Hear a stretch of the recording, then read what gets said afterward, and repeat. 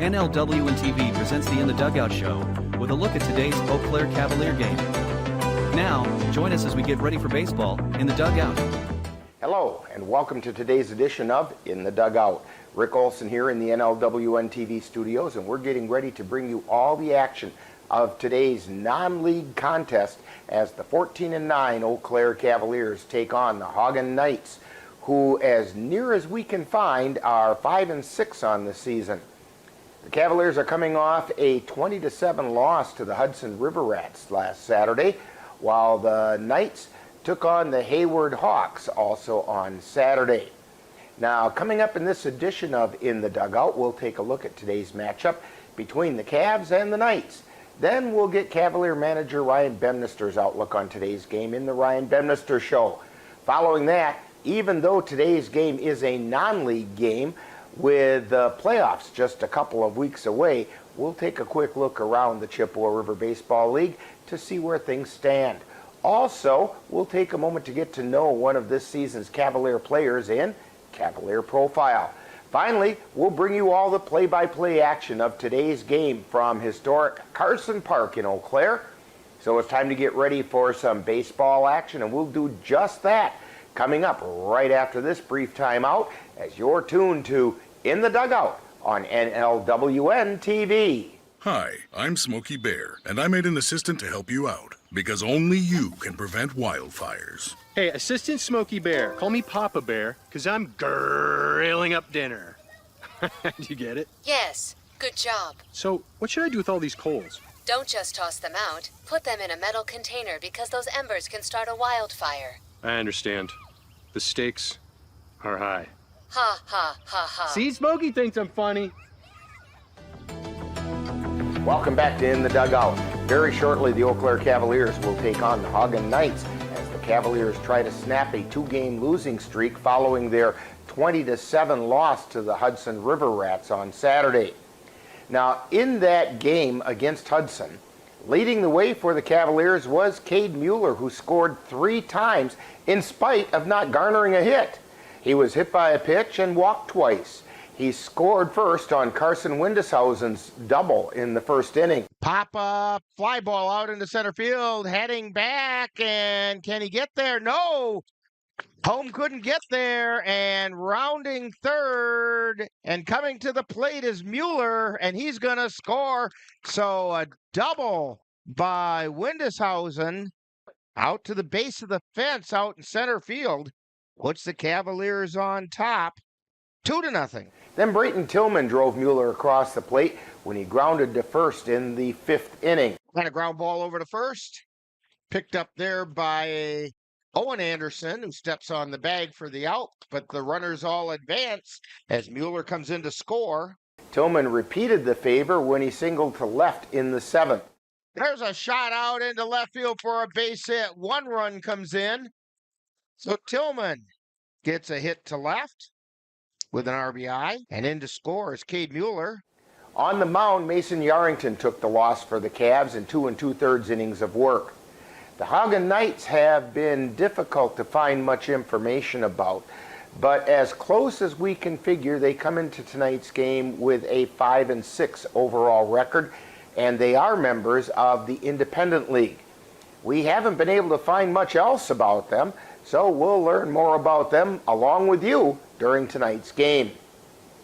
Now, so far this season, the Cavaliers are being led at the plate by Sam Knickerbocker, who's swinging the bat at a .389 average. Knickerbocker is 28 for 72, including 6 doubles and 14 RBI. He's followed by Brayton Tillman, who's hitting at .339 with 4 doubles and 13 runs scored and 13 RBI. Xavier Bemnister at .314 and Cade Mueller at .300 round out the Cavaliers hitting at .300 or better. Caden Erickson leads the Cavaliers in runs scored with 20. On the mound, the Cavaliers are being led by Eli Rathke, who has a 4-0 record, including 3 complete games and a whip of 1.44 with 34 strikeouts in 34 2/3 innings pitched. Right behind him is Andrew Milner, who has a record of 6-2 with an ERA of 2.8 and has a 71 strikeouts in 55 1/3 innings pitched. As a closer, Tyson Woodcock has pitched 16 1/3 innings without allowing any earned runs for a record of 1-0 and 4 saves with an ERA of 0.00. The Cavaliers have had complete game performances by Rathke and Milner with 3 each, along with Jackson Vance and Mason Yarrington with 1 each. Now, coming up next, following this timeout, we'll get to find out Cavalier manager Ryan Bemnister's thoughts on today's game in The Ryan Bemnister Show. You're tuned to In the Dugout on NLWN-TV. The Phoenix are rising. It's round 1 of the NLFL playoffs. The Phoenix are there, and so is NLWN-2. The first round playoff game will be on July 27th when the Phoenix will travel to Paul Gale Field in Winona, Minnesota to face the River City Rough Riders. Coverage begins with Phoenix rising at 2:30 p.m. Follow the Phoenix in playoff action on NLWN2 on July 27th. The Goat Coffee House on Water Street in Eau Claire presents The Ryan Bemnister Show, where Cavalier manager Ryan Bemnister gives us his perspective on today's game. And now, The Ryan Bemnister Show. Once again, we're at the Goat Coffee House on Water Street in Eau Claire, talking with Cavalier manager Ryan Bemnister. And Ryan, today the Cavaliers have the opportunity to snap a 2-game losing streak when they face the Haugen Knights. But before we get to that game, let's look back at Saturday, where the Cavaliers suffered through a 20-7 loss to the Hudson River Rats in a game where the Cavaliers were quite undermanned and just couldn't get things rolling. Your comments about that one? Yes, undermanned is a good way to put it. It's hard to play a baseball game with 10 guys. We saw that early in the season too. But those non-conference games we kind of use as a tool to get some guys some playing time, which is unfortunate that 9 guys didn't show up. So I think we only had 5 regular players in the lineup. Throwing out a couple of pitcher onlys out there to play positions and expect them to hit when they don't hit very often. It's not really fair to them. But it also makes the hitting part of your lineup really short. Yeah, it is what it is. Hudson's a good team. The second time we had them on the schedule. It's too bad that guys weren't there to see that caliber of a team, which is the same kind of team we're going to see in the WBA. Mm-hmm. So that's the disappointing thing. Now, in that game, the Cavs faced what could almost be a perfect storm, all puns intended, with the weather on Saturday. But with the pitching struggling as well as the bats struggling with only 4 hits, I believe the pitching's going to take care of itself when your pitchers like Milner, Rathke, and Dykes and Woodcock get back in control. But what can be done to wake up the bats? Well, I think some of this might have to do with the fact that we haven't played a lot of games in the last couple of weeks. The repetition was there. We were getting rolling, playing 3-4 games a week, prior to that All-Star break and everything like that. And we've only played in a couple of games, and guys get out of rhythm and get out of sorts. And I'm kind of hoping that they'll get back into it. I'm not too afraid about that. The guys are putting the ball in play. For the most part too, so I think it's okay. Yeah, they're hitting the ball, but it's finding gloves and. Yeah, we had a lot of hard hit balls against Hudson. They just found gloves, so it is what it is. I was very optimistic. Very first pitch of the game, Caden Erickson laced it down the third baseline. It was just barely fair, but. And again, this is where the weather came into play a little bit, because that was a sure to be double. And he had to round first and go back to first because the ball just died in the outfield. Yeah. It rained all morning long in Hudson. Then we had a 45-hour rain delay or something there. And there's puddles all over the field. It was muddy. They did a great job getting the field ready for us to play. Yeah, I was absolutely amazed because I didn't think the game was going to happen. No, I didn't either before we left town at 10 o'clock. But it did happen, and unfortunately it was a subpar field to be playing on because of the weather, not because of anything else. But again, those guys did a great job getting it going. But hey, it is what it is, and like you said, Caden put a double down the line, or it should have been a double down the line. But the guys that are playing all the time and doing what they're supposed to be doing, the next guy up was Xavier. He bunted them over. Right, and then we scored a really nice looking bunt. Yeah, and there we go. That's what we do. In fact, it's not like they're out of rhythm too much, but we didn't have our 10 normal guys. Yeah, you put 3 runs up in the first half of the first inning, and something tells me you guys have to stop doing that, because the last couple times that you put 3 runs up in the top of the first, you end up falling way behind right away. But next time we'll put 4 up. Okay. Okay, yeah, put 4 up and that'll solve the problem. All right, today the Cavaliers get to take on another non-league team in the Haugen Knights, a team that nearly annually finds themselves in the WBA tournament. What can you tell us about the Knights? I honestly don't know much about them. I don't know the last time we played them. If it was last year or the year before, I don't know. But it's another one of those teams, like you just said, they're in the WBA all the time. So that's teams we want on our schedule, and that's why we want the guys there playing against these type of teams, these quality teams, because they're a good team. If you make the WBA, you're a good team. And that's the one we want on the schedule. We don't want a bunch of fluff teams. And we were talking about this at the Hudson game with the guys that were there. I'm like, the reason I scheduled the really good teams is to make us better. It doesn't make us better to go play teams that are 1-25. Who cares? Haugen's a good team. Haugen's in the WBA. That's the type of team we want to play. So I don't know anything about them, but I know they're good. Okay. So there you go. That's what I know. And you know, baseball's baseball. So if you're playing a team that's good in baseball, you know that they field, they hit, they pitch, and they run, and that's all you need to know. Oh, yeah, 100%. That's all we need to know. You know, I hope the rain holds up for us to play tonight, but that's all I need to know. I need to tell the guys, we got a good team against us. Let's go play a good team. Let's go, work on some things, non-conference again, and see what we can do. And let's be a good team and give them a challenge. That's the other thing, and that was disappointing also in Hudson. Is that I felt bad for those guys that we didn't bring our best, group of guys. Our 18 guys is our best group. 10 isn't our best group.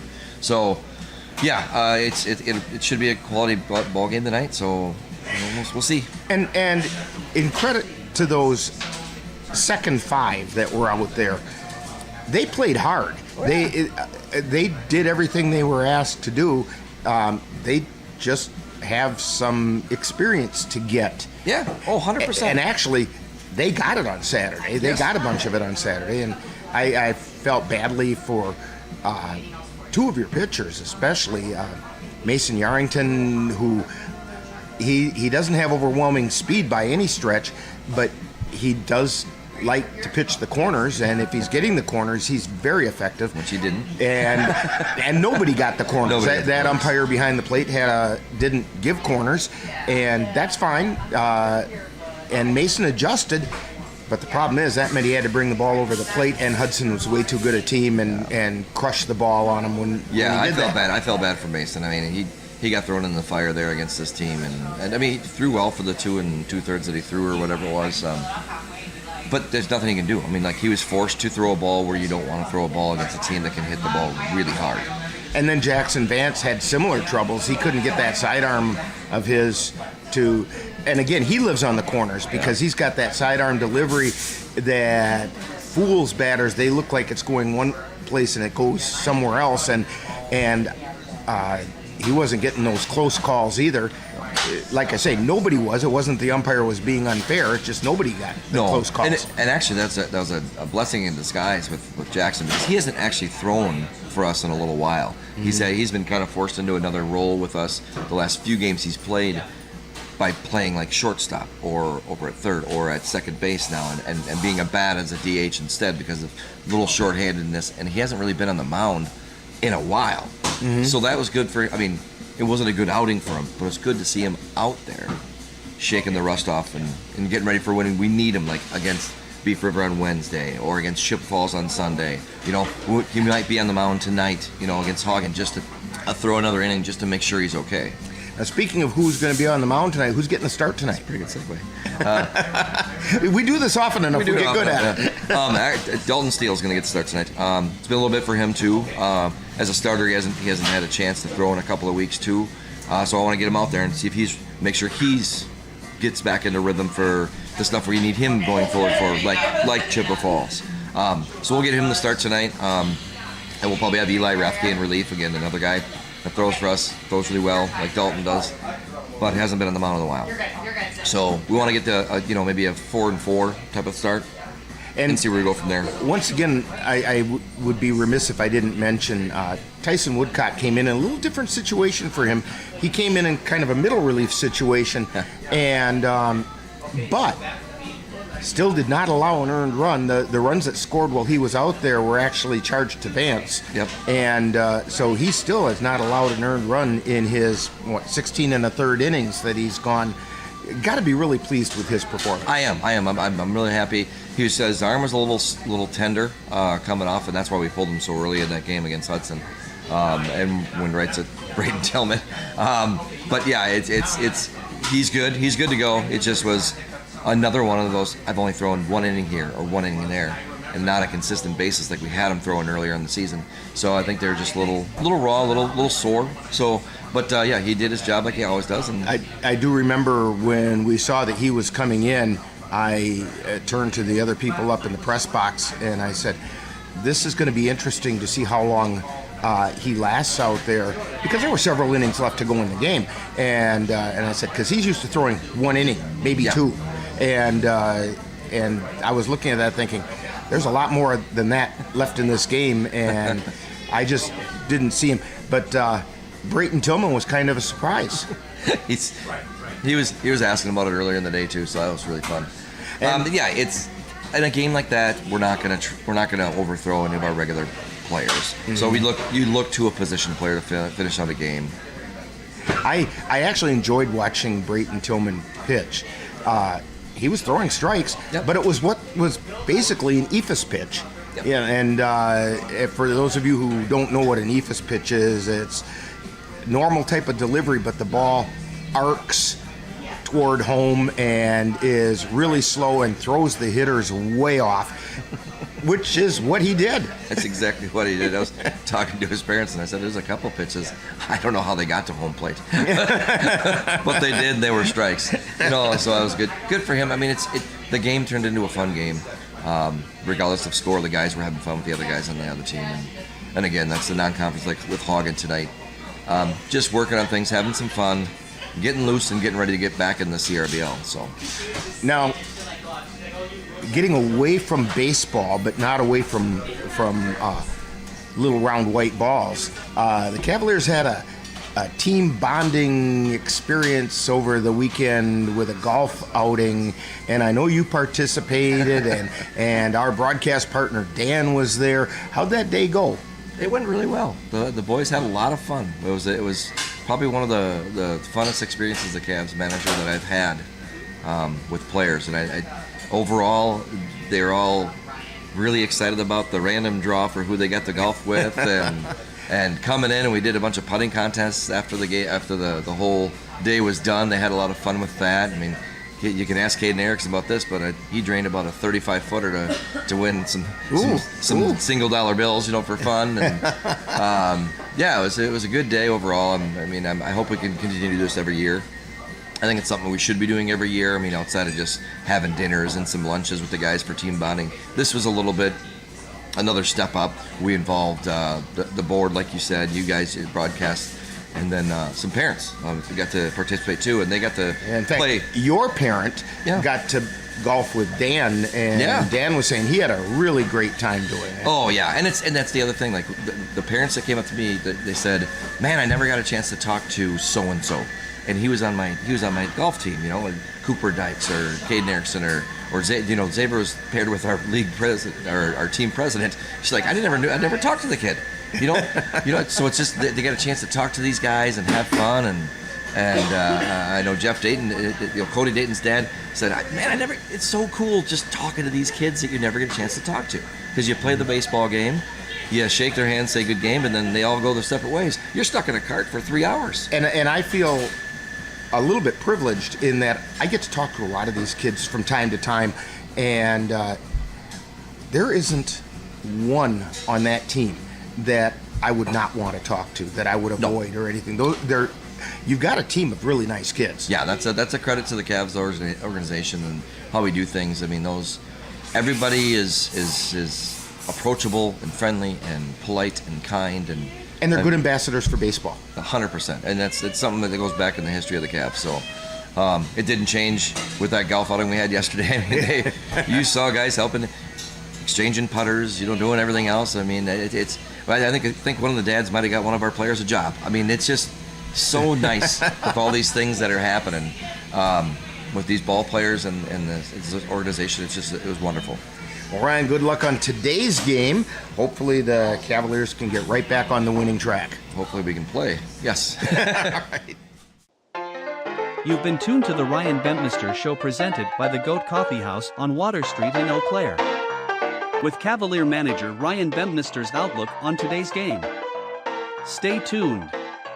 More of In the Dugout is coming right up. Honey, the kids are antsy. What can we do that will keep all of us entertained and won't break the bank? How about we take them to the Cavaliers game? Tickets are inexpensive, there's popcorn, hot dogs, and other baseball treats, and great baseball action. That's right, Eau Claire Cavalier Baseball, your best choice for affordable family entertainment. Check out the schedule at www.eauclaircavaliers.org. Welcome back to In the Dugout as we're getting ready to bring you the Eau Claire Cavaliers taking on the Haugen Knights in a non-league game that gives the Cavaliers the opportunity to snap a 2-game losing streak and help them prepare for the upcoming playoffs in the Chippewa River Baseball League, which are nearly 2 weeks away. On Sunday in CRBL action, the Osseo Merchants swept a doubleheader from the Jim Falls Sturgeons by scores of 3-1 and 6-0. Meanwhile, the Eau Claire Bears topped the Eau Claire Rivermen 9-1, and the Beef River Bullfrogs swept a doubleheader from the Bloomer Woodticks 15-9 and 6-4. Now that leaves the CRBL standings following this last weekend as follows. In the North Division, the Tilden Tigers at 11-3 have opened up a 4-game lead over second-place Cadott Red Sox and the Chippewa Falls Lumberjacks, who are both at 8-8. Fourth place belongs to the Jim Falls Sturgeons at 7-9, 5 games out of first, while fifth place finds the Bloomer Woodticks at 1-16 and 11.5 games off the pace. In the South Division, the Osseo Merchants at 16-2 hold a 2-game lead over the Eau Claire Bears at 13-3. The Eau Claire Cavaliers are sitting in third at 9-5 and 5 games off the pace. The Eau Claire Rivermen are in fourth place at 6-10, while the Augusta Athletics are in fifth and 10.5 games back, while the Beef River Bullfrogs are taking the sixth spot at 4-12. Now tonight, the Cavaliers hosting the Haugen Knights at Carson Park in a non-league game is the only game scheduled that's involving a CRBL team. Coming up next, we'll get to know one of this season's Cavalier players on Cavalier Profile. You're tuned to In the Dugout on NLWN-TV.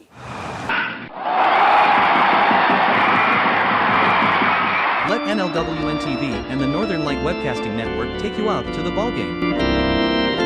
Our next game will be on Wednesday, July 17th, as the Cavaliers take on the Beef River Bullfrogs from Spangbird Field in Strong, Wisconsin. Coverage begins with the In the Dugout show at 6:30, followed by live play-by-play action. That's Eau Claire Cavalier Baseball on Wednesday, July 17th on NLWN-TV. Time now to get to know a Cavalier player on Cavalier Profile.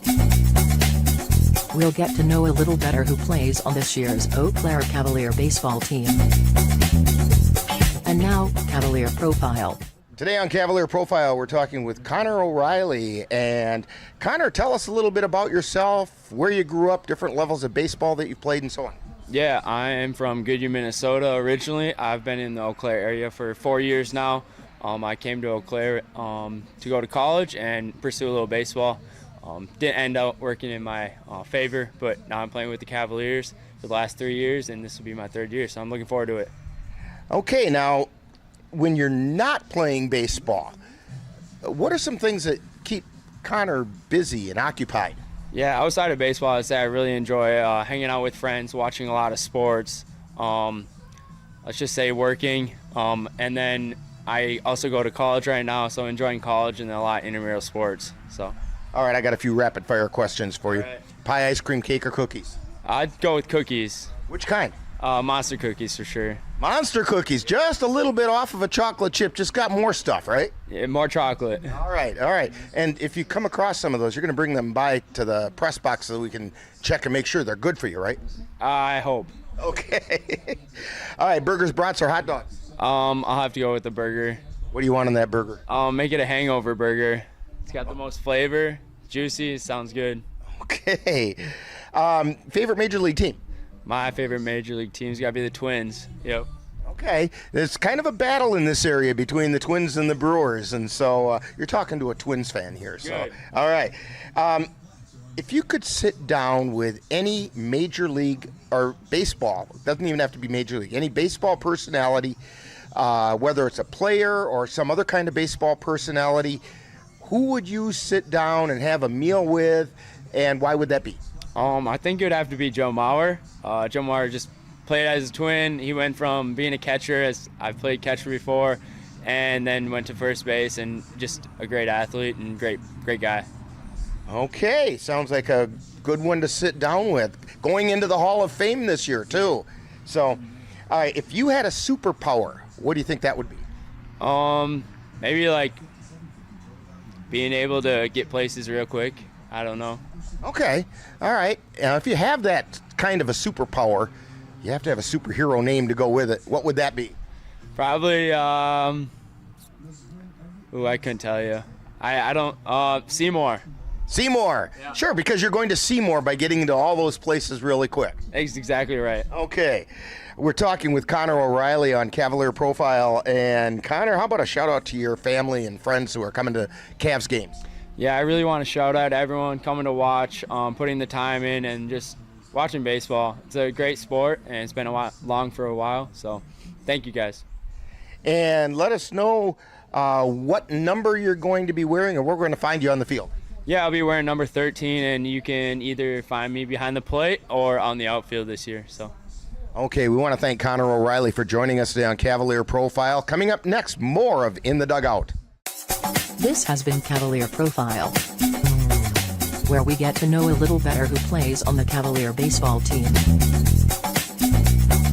Stay tuned, more In the Dugout coming right up. The Eau Claire Cavaliers would like to take veterans out to the ball game. That's right, as a thank you for your service, any veteran of the United States military can receive a lifetime pass for free admission to all Cavalier home games. Just come to Carson Park with your veteran identification, and the Cavaliers will issue you a free lifetime pass to all Cavalier home games. That's just the Cavaliers' way of saying thank you for your service. Welcome back to In the Dugout. Today the Cavaliers will have an opportunity to snap a 2-game losing streak and right the ship as they prepare to lock up a CRBL playoff spot when they take on the Haugen Knights in a non-league game. The Cavaliers will need to get the bats going again in order to prepare themselves to qualify for the upcoming CRBL playoffs as well as the WBA playoffs. So we have some exciting Eau Claire Cavalier baseball coming your way. Now in just a moment I'll be joining our broadcast crew at Carson Park in Eau Claire as we prepare to bring you today's Cavalier game against the Haugen Knights. That's coming up next. You've been tuned to In the Dugout on NLWN-TV. When it comes to making plans, you are the best. What about those barbecues you plan in detail for your family? Or your daughter's first costume party? It was out of this world. The same way you plan each detail for those moments, start planning to protect you and your loved ones from a natural disaster. Sign up for local weather and emergency alerts. Prepare an emergency kit and make a family communications plan. Protecting your family is the best plan you can make. You've been watching the In the Dugout show with a look at today's Eau Claire Cavalier game. Stay tuned! Coming up next is live Eau Claire Cavalier baseball. It happens to everyone eventually. Your computer goes on the fritz.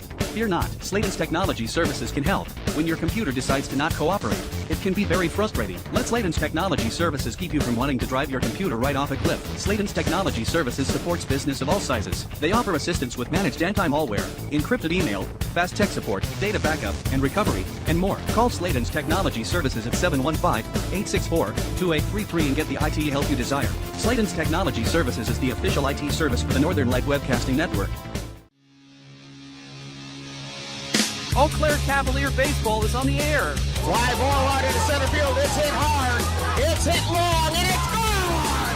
A home run for Cole Hyman! NLWN-TV proudly presents today's Eau Claire Cavalier game.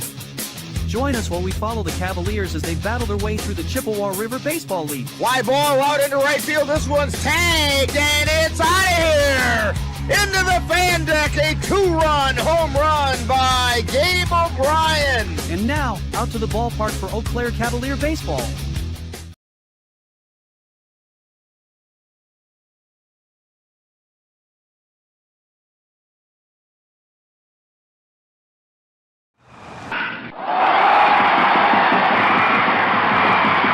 Let NLWN-TV and the Northern Light Webcasting Network take you out to the ballgame. Our next game will be on Wednesday, July 17th, as the Cavaliers take on the Beef River Bullfrogs from Spangbird Field in Strong, Wisconsin.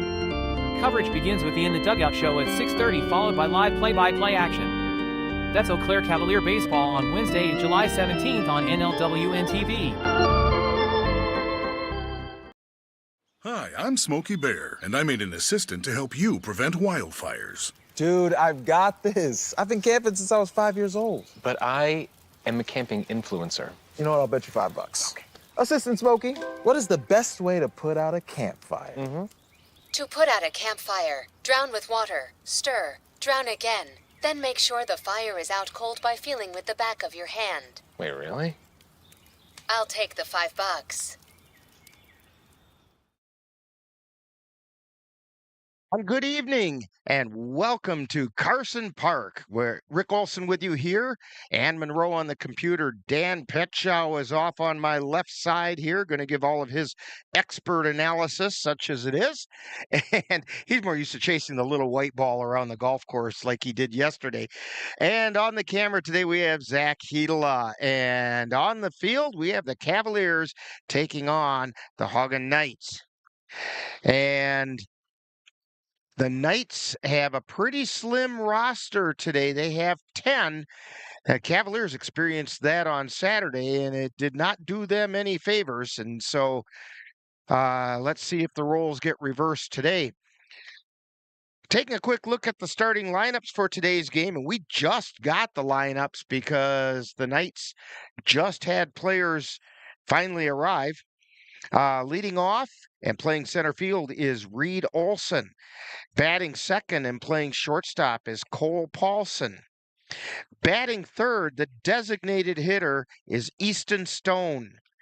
Batting fourth and first base is Derek Diekman. Batting fifth and catching is Nolan Rowe. Batting sixth and playing second base is Christian Lindau. Batting seventh and playing third base is Caleb Paulson. Batting eighth and playing right field is Seth Rowe. Batting ninth and playing left field is Brandon Peterson. And batting 10th, so actually Easton Stone is the extra hitter, not the designated hitter. Back up there in that number 3 slot, because batting 10th and pitching is Vaughn Johnson. And thank you, Dan, for getting all of those taken care of. You had some mad dashing you had to do in order to get all that done. Yeah, I'm sweating right now. Up and down the stairs here. If you have a chance, why don't you run through the Cavs starting lineup? Yeah, here's batting first for the Cavaliers will be number 11. Their center fielder, Brayton Tillman. Batting second, playing shortstop, will be number 6, Caden Erickson. Batting third will be their third baseman, number 4. Or, sorry, he'll be, third baseman. Xavier Benminster. Batting fourth will be their catcher, number 35, Sam Knickerbocker. Batting fifth will be their first baseman, number 32, Carson Windeshausen. Batting 6th will be the left fielder, number 10, Cade Mueller. Batting 7th will be their designated hitter, number 5, Jackson Vance. Batting 8th will be their extra hitter, number 12, Tyson Woodcock. Batting 9th will be the right fielder, number 28, Ashton Kroll. Batting 10th will be their second baseman, number 49, Mason Yarrington. And on the mound will be Dalton Steele. And don't let that number 10 on Cade Mueller fool you. He usually wears number 23. So evidently he forgot it, or it's in the laundry or something. We'll give him the benefit of the doubt. He's trying to make sure it's nice and clean. We'll just assume that's what it was for him. Evidently, the Cavaliers, that number 10 jersey is kind of the extra one. And it's kind of like the sock that gets lost in the wash. Yeah, exactly. Yeah, so there must be a mate to it somewhere. Yeah. And Dalton Steele has an 0-2 record coming into the game with a 17.55 earned run average. And as I look at his numbers, yeah, he's appeared in 3 games. He's only thrown 6 2/3 innings. He's given up 16 hits, 15 runs, 13 of which were earned runs. He's walked 6, struck out 3. Of the 16 hits that he's given up, 4 of those were doubles. He's faced 34 batters, and the opponents have a .444 batting average against him. So he needs to get the ship righted, and tonight might be a good opportunity for that for Dalton Steele. So, Dan, have you caught your breath? I think I'm ready to go.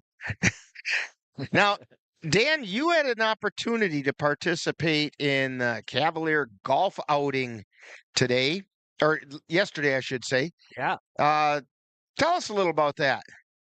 Yeah, it was a nice turnout. We had a bunch of teams who got to meet all the players. It's kind of interesting to see them without jerseys and numbers. I actually get to see their face. And met a couple, and then we met some of the parents. They played along with us. We did a little 4-man scramble, and it turned out a nice day. A little warm, but everybody was having a good time. So okay, here's the real question: how did you do? Well, I played with 1 ball. I didn't hit anybody. So, yeah, it turned out good.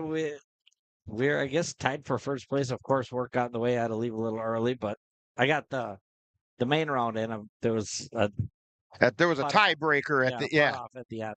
But it was a good time to meet some of the parents and the players. So who was your foursome? It was me and Raleigh Bemnister. We had can't remember his first name. It was Ashton Kroll? Ashton Kroll was, yes, he was in the car with me. And then Jerome Delikowski's dad. I'm not for sure what it was. Maybe Mike? But Raleigh and Jerome's dad were in the car together. So we did good as a team, and hope we could do it again next year. Did anybody that was out there impress you with their golfing skills? I mean, could you see some of the other foursomes playing? Hitting wise, Jerome Delikowski. He had the biggest, longest drives. Yes, he was there. The group in front of us, and it was amazing how far he hit that ball. Not always straight, but it went a long ways. Okay. Yeah. Well, we've been waiting for him to uncork on a ball somewhere, so it might as well have been on the golf course. That was all played out at Halley Golf, right? Yeah, Halley Golf. Yeah, let's give them a little bit of a plug there, so that fans can go out to Halley Golf and enjoy walking the golf course. That's a pretty course out there.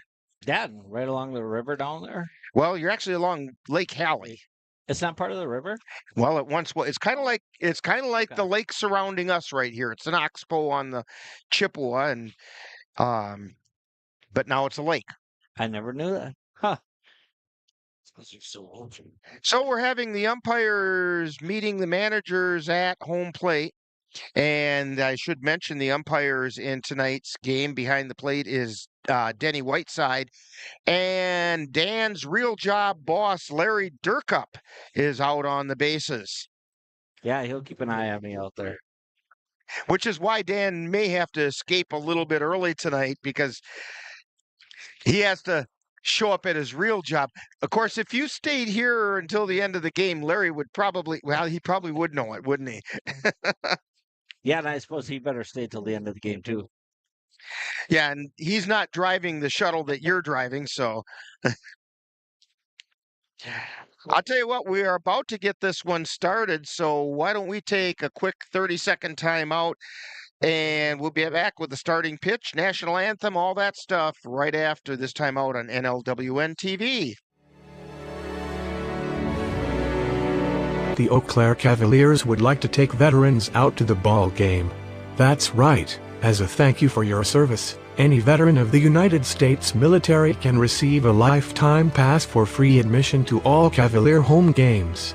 Just come to Carson Park with your veteran identification, and the Cavaliers will issue you a free lifetime pass to all Cavalier home games. That's just the Cavaliers' way of saying thank you for your service. There's so many rewards in life. You coming into our home was one of the greatest rewards we could have ever had. You know, it took 20 years, and I got my third child, who was 17 at the time. It's so cool to watch the adult that you've become, and you really have done as much for us as you think we've done for you.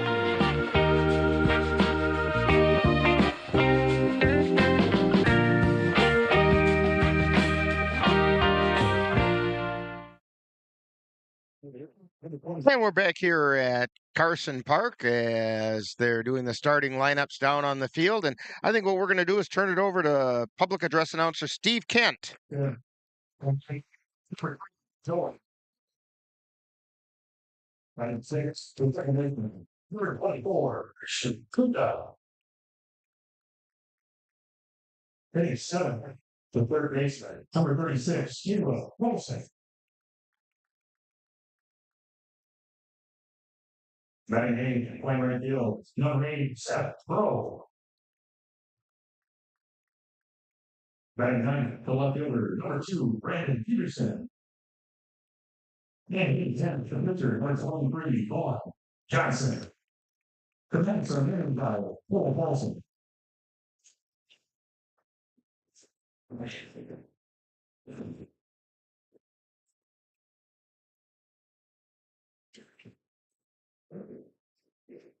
Now, the starting lineup for your very own Eau Claire Cavaliers.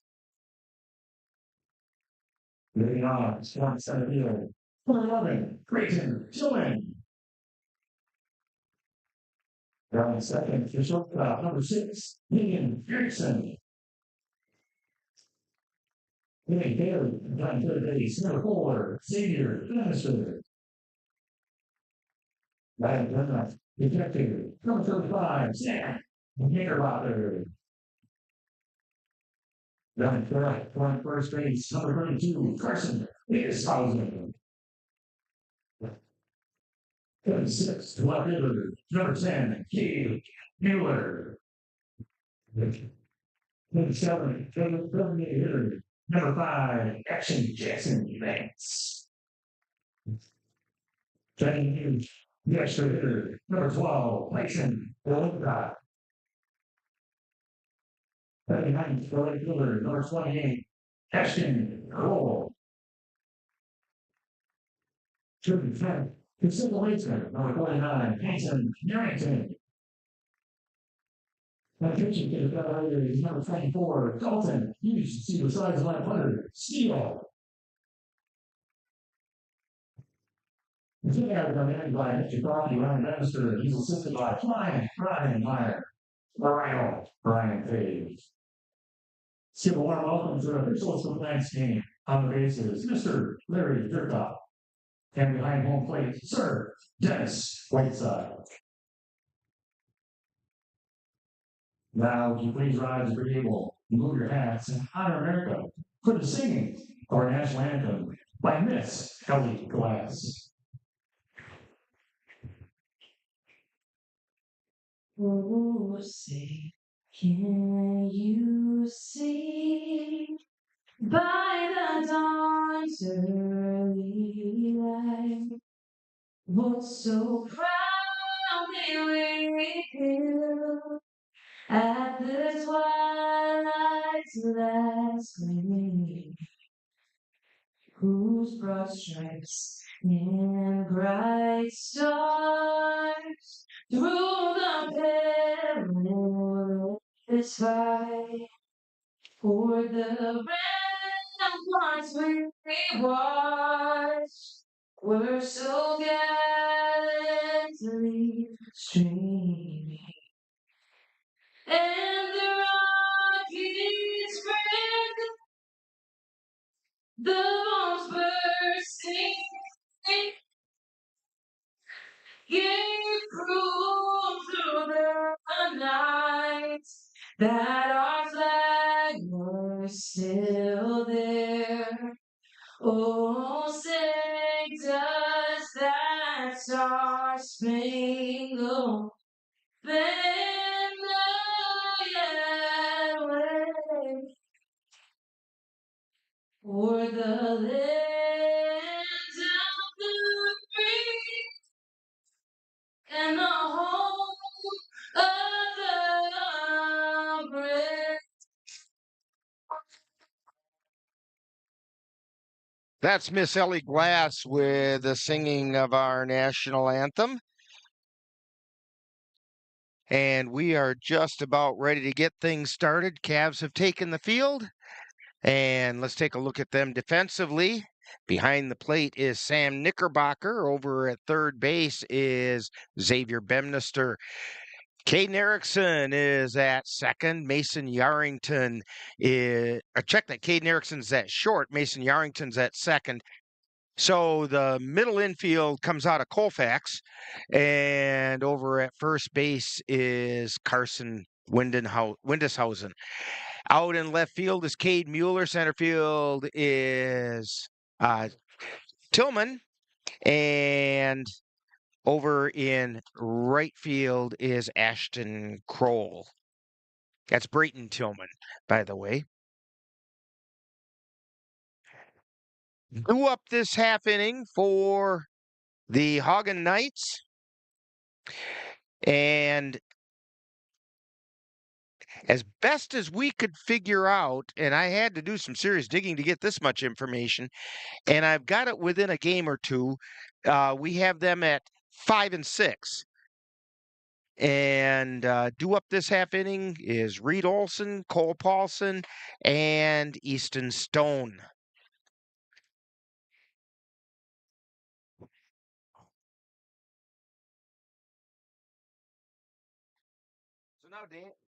So now, Dan, you get to sit back and relax and watch a little baseball now.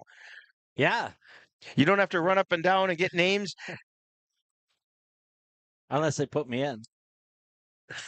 You're ready to play, right? I don't hear John Fogerty singing out there anywhere about put me in, coach.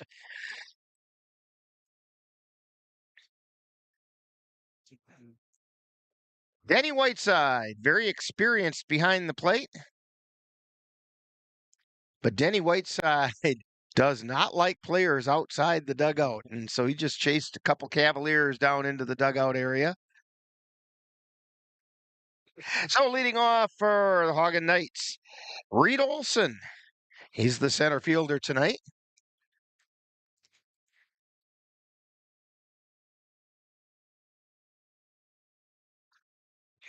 Dalton Steele starts his motion, and the first pitch is called strike.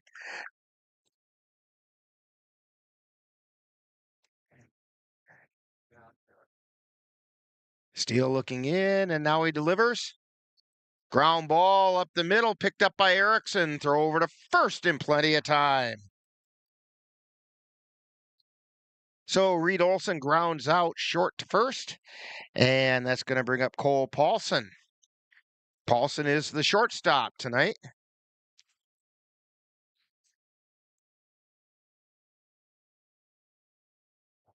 Just underway from Carson Park on a warm, steamy evening. Here's the pitch, and that's a strike called on the outside corner.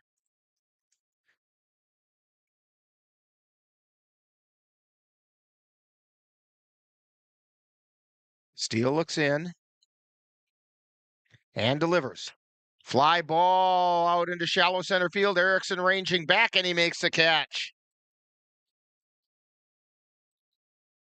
2 up, 2 down. That's going to bring up Easton Stone, the designated hitter.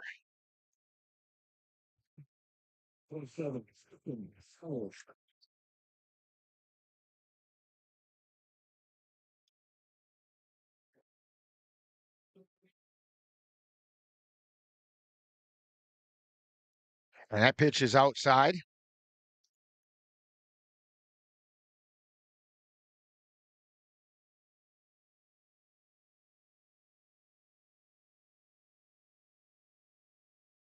Steele delivers. Ground ball over to third, picked up by Bemnister, fires across to first, and Windishausen had to go up in the air to get it, but he got it. And it's a 5-3 put out. And the Knights go down 1, 2, 3. So no runs, no hits, no errors, nobody left on base. We've played a half inning, and it's the Haugen Knights nothing, and the Cavaliers coming to bat on NLWN-TV. Menominee Eye and Optical can help you see the world for the beautiful place it is. Doctors Nicholas and Marianne Comro provide comprehensive and emergency eye care for all, including pediatric and special needs patients. Whether it's examination for glasses to cataract or LASIK care, or diagnosis and management of macular degeneration, and so much more. In addition, Menominee Eye and Optical's experienced opticians will help guide you to the highest quality eyewear for the best value. That's Menominee Eye and Optical, 520 Wilson Avenue in Menominee, where they specialize in quality personalized care for you and your family. The Phoenix are rising. It's round 1 of the NLFL playoffs. The Phoenix are there, and so is NLWN-2. The first round playoff game will be on July 27th, when the Phoenix will travel to Paul Giel Field in Winona, Minnesota to face the River City Rough Riders. Coverage begins with Phoenix rising at 2:30 p.m. Follow the Phoenix in playoff action on NLWN-2 on July 27th.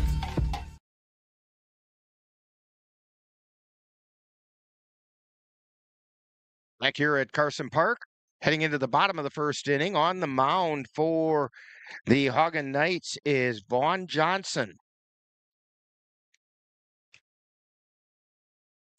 Right-handed pitcher, comes straight overhand. Who for the Cavaliers is a little bit of a change in the top part of the batting order. Brayton Tillman's leading things off tonight, then Caden Erickson and Xavier Bemnister. Yep, Brayton's starting to come on here in the later half of the season. He's got 339 average, 13 RBIs.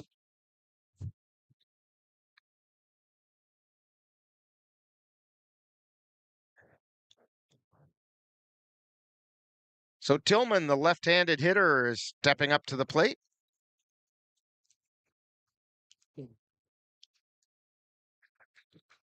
Outfield shading him slightly to the right.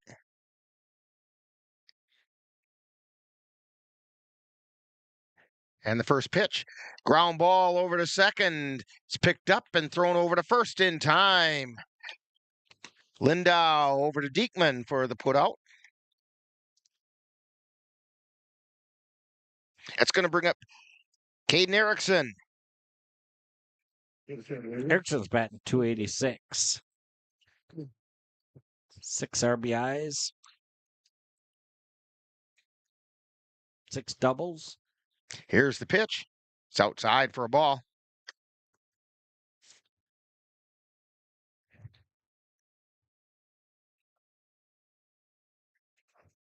Johnson at the belt. He works strictly from the belt. Check swing. I do believe that was a foul. So 1 ball, 1 strike. Taking a quick look at the Knights defensively, Nolan Rowe is behind the plate. Caleb Paulson at third. There's a pitch inside. Ball 2. Cole Paulson is at short. Christian Lindau at second and Derek Diekman at first. There's another foul back into the screen. Counts even at 2-2. Out in the outfield, it's Brandon Peterson, Reed Olson, and Seth Rowe going from left to right. And, of course, Vaughn Johnson on the mound. Here's the 2-2 pitch. Erickson reaches and bloops it foul territory. And back to make the catch is Derek Peterson.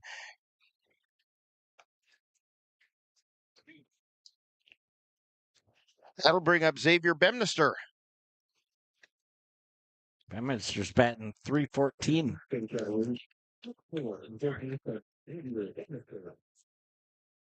Bemnister playing third base today. If he's not in center field, look for him over at third. That's usually where he goes. That pitch missed outside. 10 RBIs.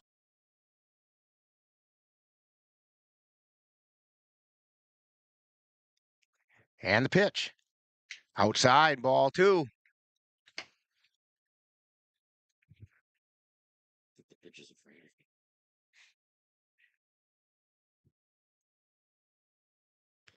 Johnson delivers. Check swing, foul.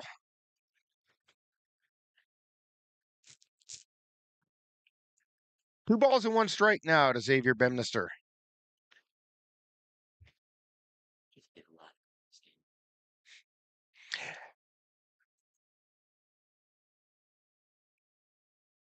Bemnister, one of the leaders in runs scored for the Cavs.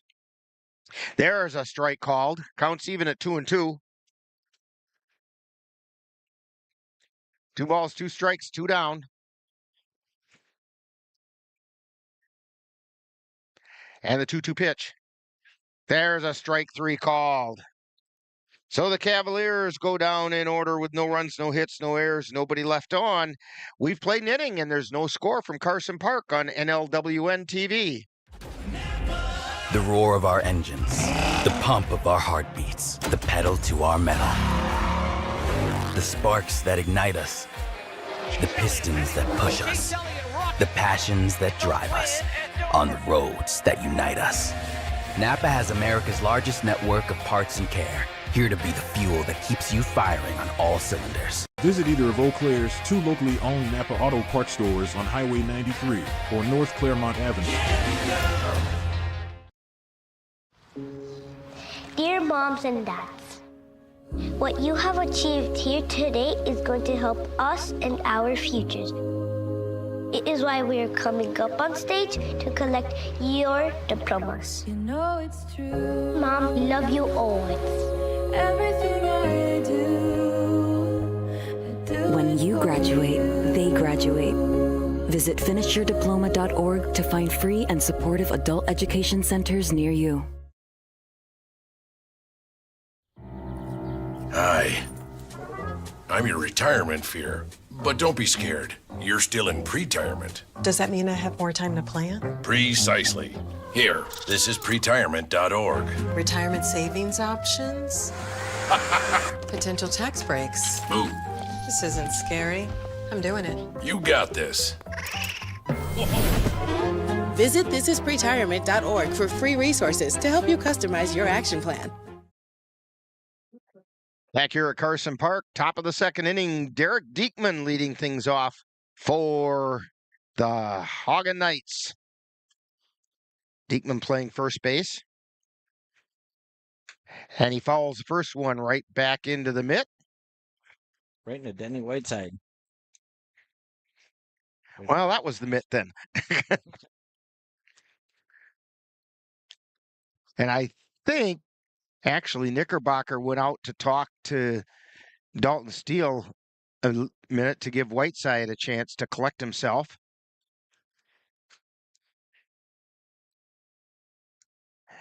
And Denny says, yeah, I'm okay. Yeah, I was standing down there with both him and Larry Dirkup, and They're showing me all their war wounds that they got in the last week. Oh, were they working the American Legion tournament? Yep. Yeah. Denny got it in the belly, and Dirkup's got a big old one right up his arm. Ooh, ow. I don't care what you say. Those umpires do take a beating back there. And the pitch. That missed the inside corner. A ball and a strike to Derek Diekman.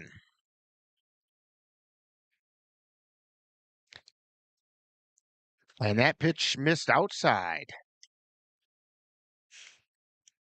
2 balls and a strike.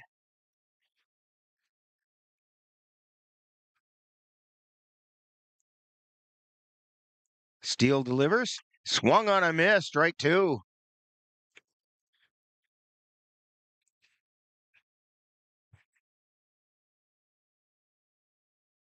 Two balls and 2 strikes. And here's the pitch. That's outside, so the count goes full.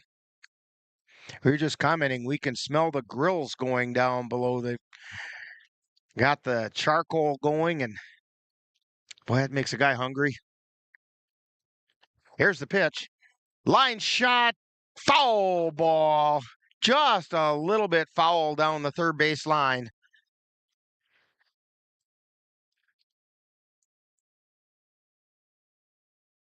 Diekman put a good swing on that one. Just pulled it a little bit too much. Damn, that wasn't foul by more than about a foot. I thought it was going to graze the white, but yeah, just a couple inches outside it looked like. So the count remains full. Steele looks in. Begins his motion. And the payoff pitch. And it's ball 4. Yeah, just a little. So that's the first base runner of the night. That's going to bring up Nolan Rowe. Rowe is the catcher.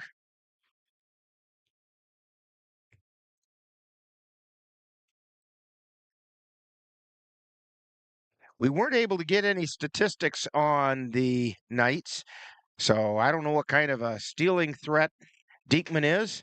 Pitch is inside for a ball.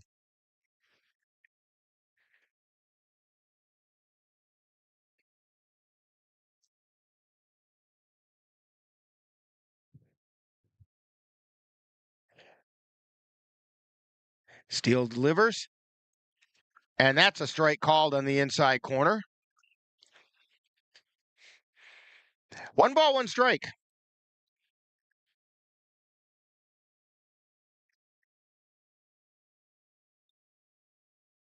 Steele delivers. That's inside.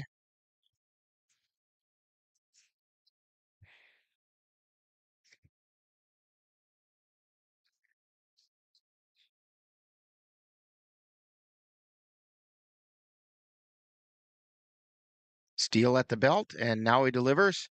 Throw down to first. And Diekman's back safely. The count is 2 balls, 2 strikes.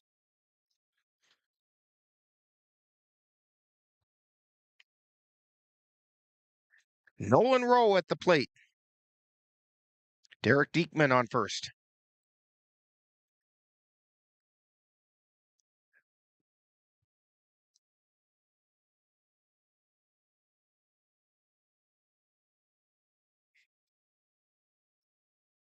And they were wondering what the count was out on the field. And Denny Whiteside, for the second time, tells them it's 2-2.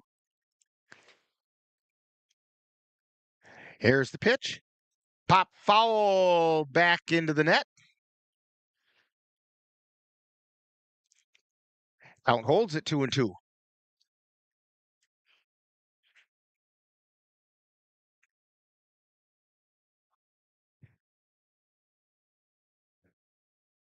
Christian Lindau on deck for the Knights. Steele takes a look over at first. Now he delivers. It's outside. Ball 3.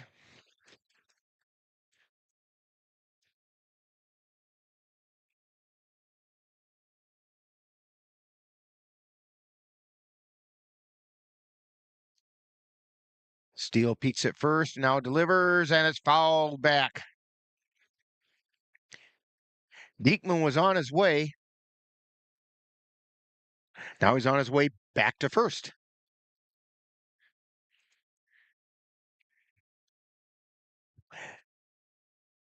Three balls, two strikes.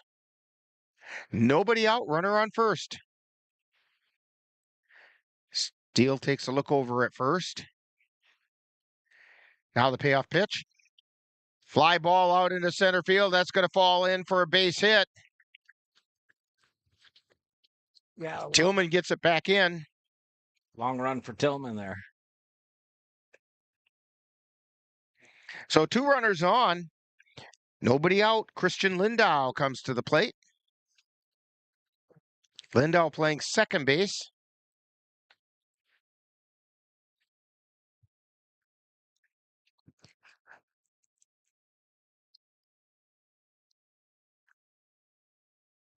Swung on a miss, strike one. He chased one right up above the letters.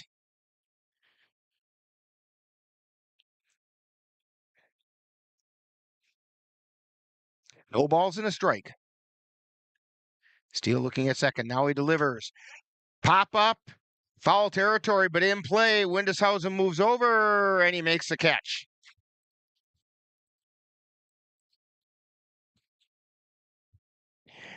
That's going to bring up Caleb Paulson with one out. Paulson's playing third base.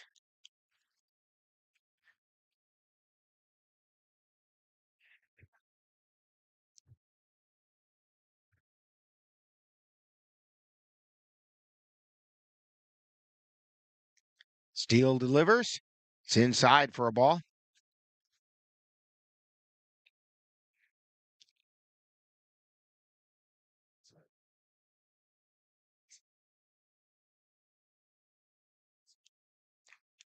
And the pitch. Ground ball over to third. Throw to second for one, and no play at first. So Paulson's on a fielder's choice. And Rowe is out third to second. And there's two down. And brings up Seth Rowe.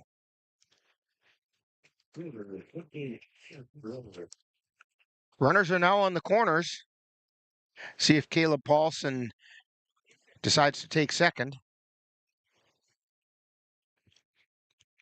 And Seth Rowe gave one up to get Paulson over to second the hard way.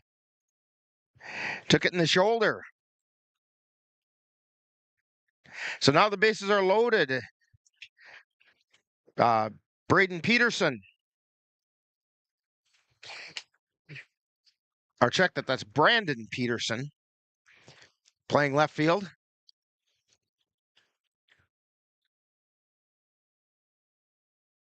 And there's a strike on the inside third of the plate.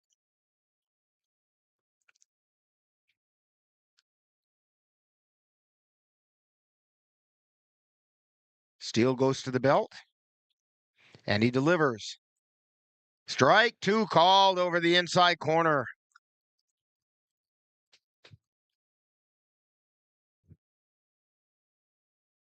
No balls, two strikes. Two down, bases loaded. We're in the second inning. Steele stepped off the rubber.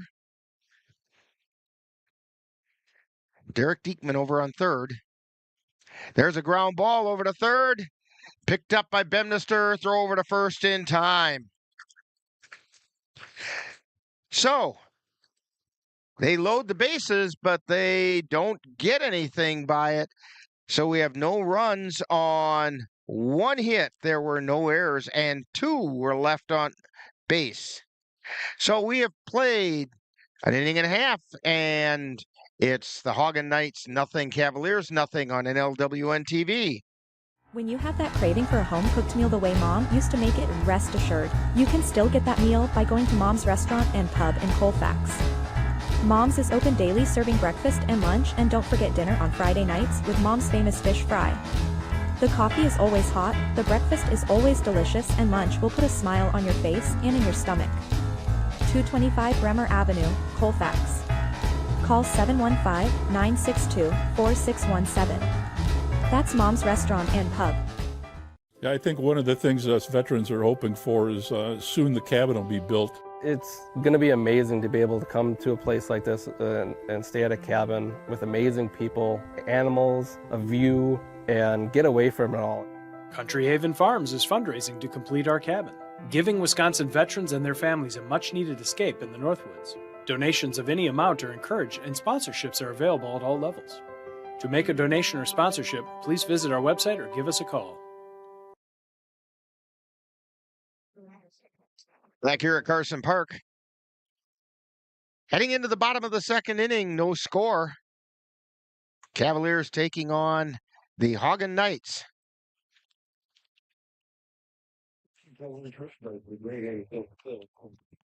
Due up for the Cavs, we have Sam Knickerbocker, Carson Windeshausen, and Cade Mueller.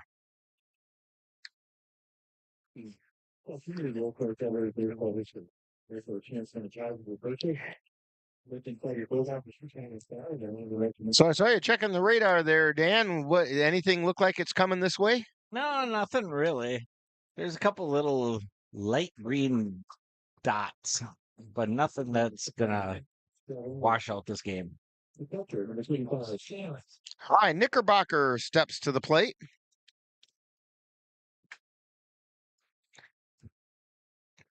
Leading the Cavaliers in hitting, batting .389.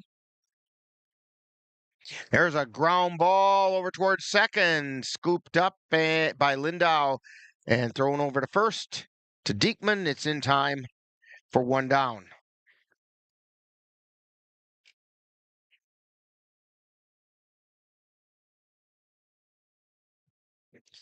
That's going to bring up Carson Windeshausen.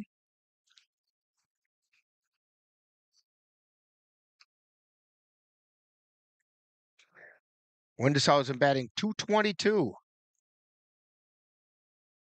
And that pitch was a little high for a ball.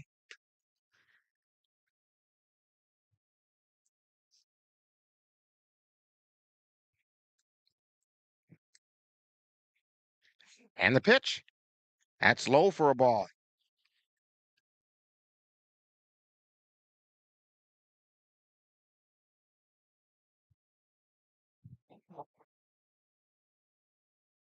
And the pitch. That's high. 3 balls, no strikes to Carson Windeshausen.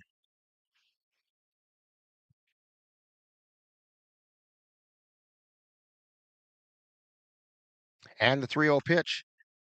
And that's a called strike on the outside corner. Windeshausen taking all the way on that one.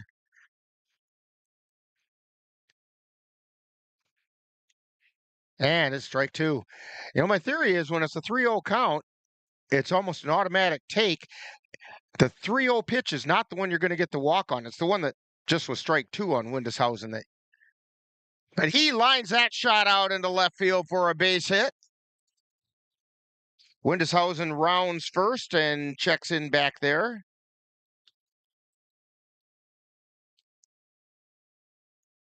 Cade Mueller comes to the plate. The left fielder. He's batting at even .300.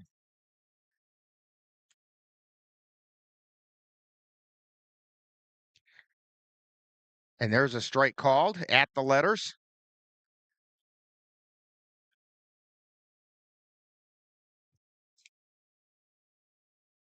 Here's the pitch. Windeshausen goes. That one's in the dirt, and Windeshausen's up.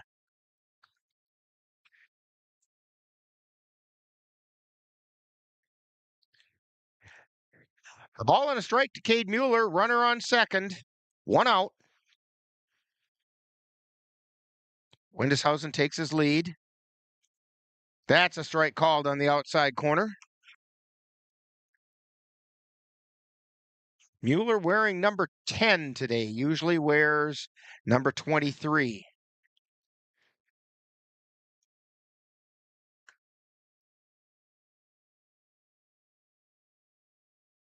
And he pops that one foul out of play on the right side.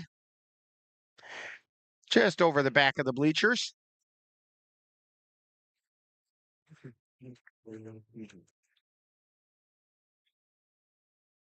One ball and two strikes. And the pitch.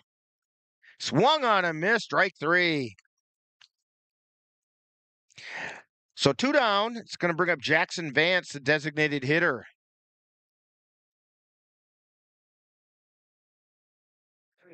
Vance is batting .250 on the season.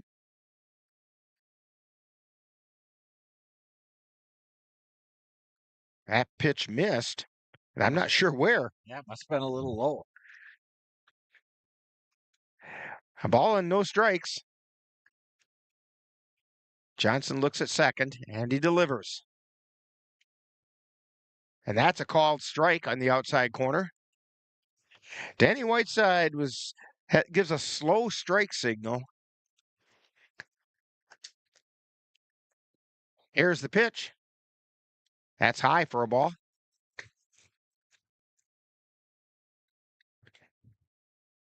Two balls, one strike. Cavs have a runner on second. Windeshausen takes his lead and pitches high. 3-1 is the count. This is a hitter's pitch for Jackson Vance.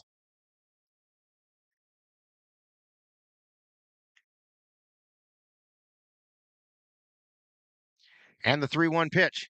That's in the dirt, and Vance gets a free pass down to first base. That'll bring up the extra hitter for the Cavaliers, Tyson Woodcock. He had a tough day on Saturday over in Hudson. He said the outfield, they had a lot of rain over there right before game time, and Tyson said that the outfield was so spongy it was hard to cover any ground. He's batting .154, and he follows that one away on the right side. And the kids go running after it.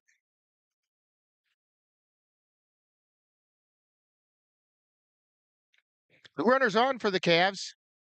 Windeshausen on second. Vance is on first. Here's the pitch. And that got Woodcock in the back.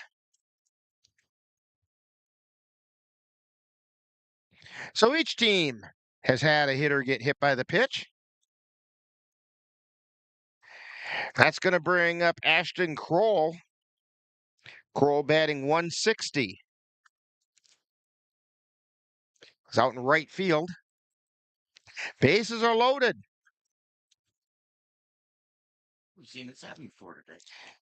And there's a ground ball out into center field. One run comes in. Here comes a second run. Overrun by the center fielder. And two runs come in. A 2 RBI single for Ashton Kroll.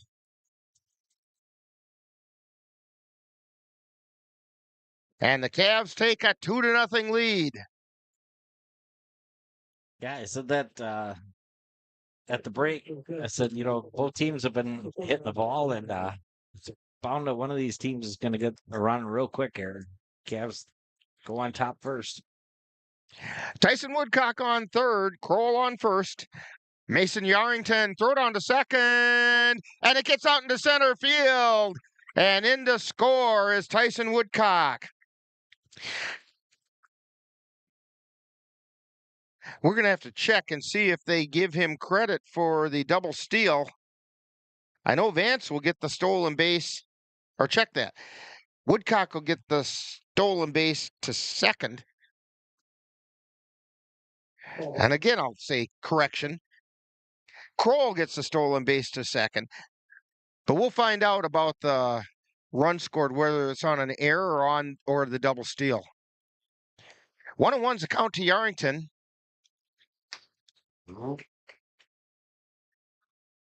Two balls and one strike.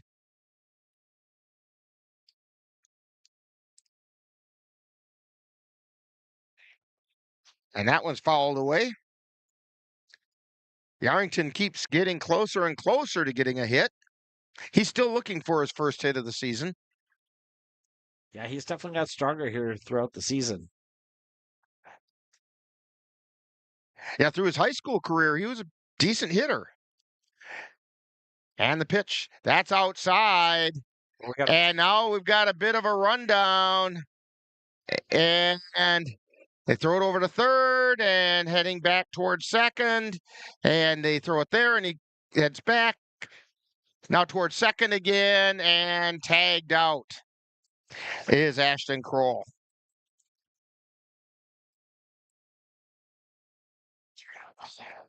So for the Cavaliers, they do pick up 2 runs on 1 hit. And we'll check on the errors, and nobody left on base. So we played 2 innings. It's Cavaliers 2 and the Haugen Knights nothing on NLWN-TV. The Phoenix are rising. It's round 1 of the NLFL playoffs. The Phoenix are there, and so is NLWN-2. The first round playoff game will be on July 27th when the Phoenix will travel to Paul Giel Field in Winona, Minnesota to face the River City Rough Riders. Coverage begins with Phoenix rising at 2:30 p.m. Follow the Phoenix in playoff action on NLWN-2 on July 27th. Life's daily battles are not meant to be fought alone. We're not powerless, so long as we don't lose sight of what's important. Don't be afraid to seize that moment to talk to your friends. Cloud, you okay? Because checking in on a friend can create a safe space. The first step on our new journey. You coming? Reach out to a friend about their mental health. Seize the awkward. It's totally worth it. Hey, we're back here at Carson Park, and we did get it straightened out. That last run when Tyson Woodcock came in to score, that was an error on the catcher. And so that inning went 3 runs on 1 hit. There was 1 error and nobody left on base. Leading off the top of the 3rd inning is the pitcher Vaughn Johnson for the Knights.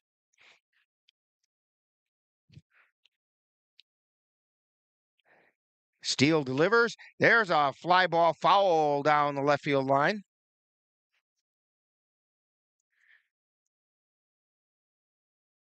Johnson didn't play around with that one. Yeah, we've already seen some pretty hard hit balls by both teams.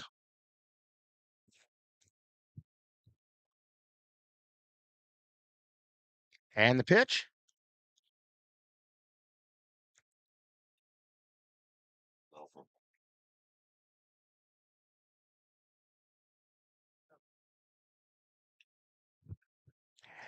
One ball, 1 strike, and that pitch missed outside.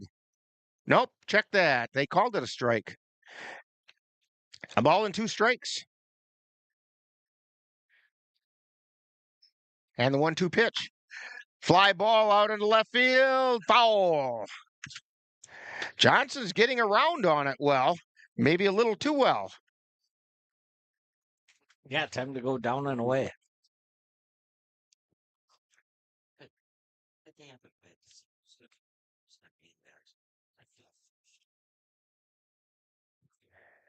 Here's the pitch.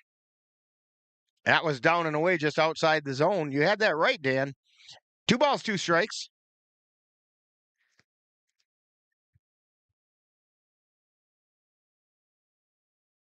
Steele begins his motion and delivers. That's low for ball 3.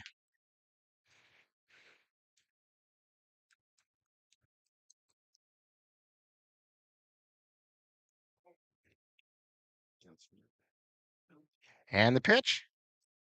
That's inside for ball 4. Takes us back to the top of the order for the Knights. And Reed Olson. Olson grounded to short his first time up.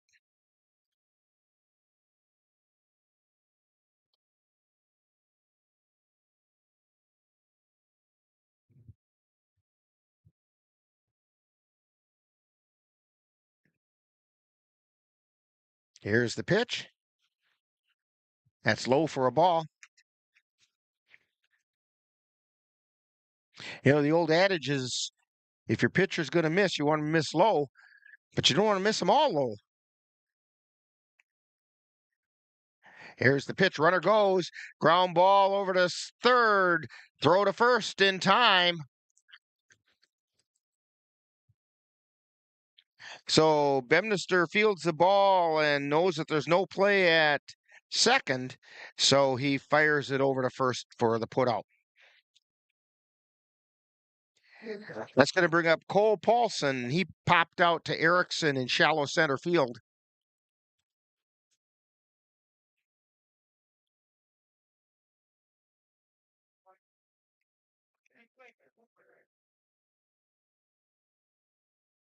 Paulson showed bunt, but the ball missed outside.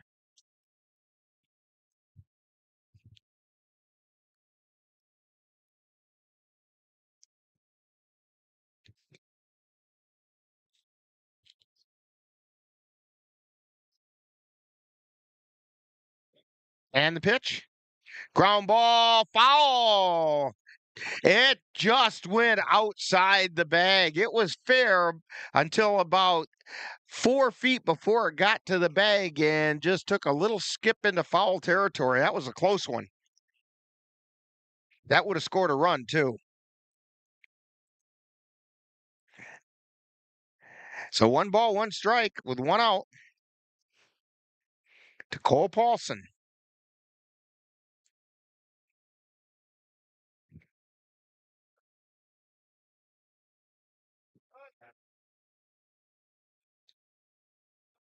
Steele looks at second. And the pitch. Showed bunt again and took it for a ball. 2 balls, 1 strike.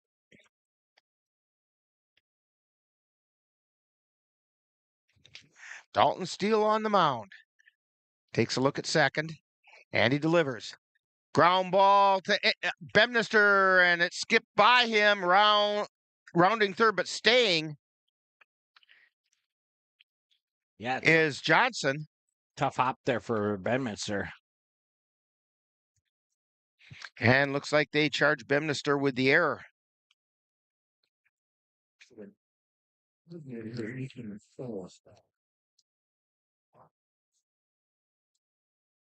So runners on the corners with 1 out. That brings up Easton Stone. Runner goes. Knickerbocker decides not to throw. So Paulson steals second. Stone grounded to third his last time up.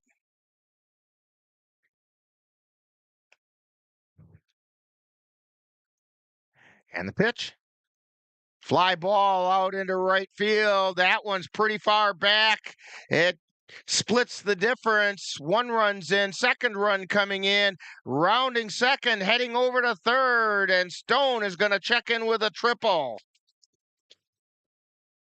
Yeah, right out in the gap. It split the distance between Tillman and Kroll. Neither one of them could get to it. And 2 RBIs. So the Cavaliers still have a lead of 3-2.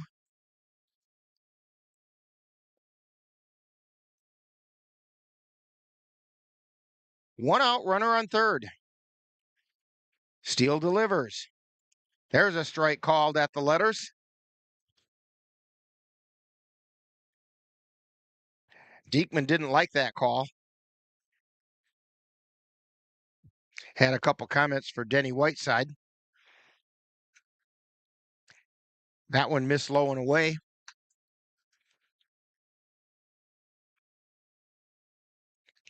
A ball and a strike to Derek Diekman.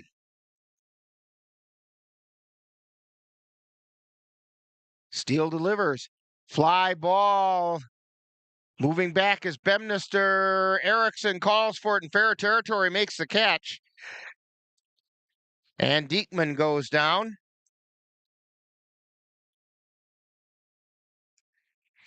Erickson was right at the foul line, but he was in fair territory when he caught it. It's going to bring up Nolan Rowe, who singled to center field his first time up.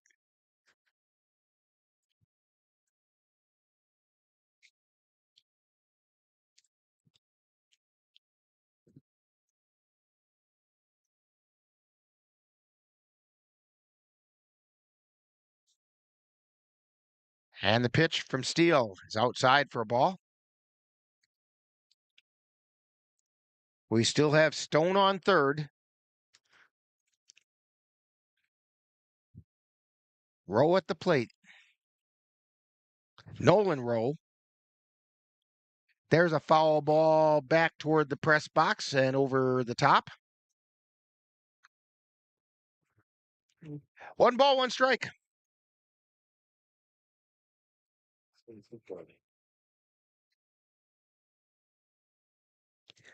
Nolan Rowe, the catcher for the Knights.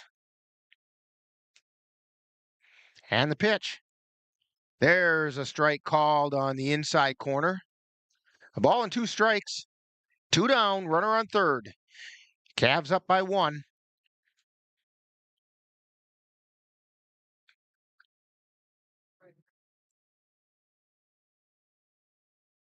And the pitch. That's outside. Count goes even at 2-2. Just missed.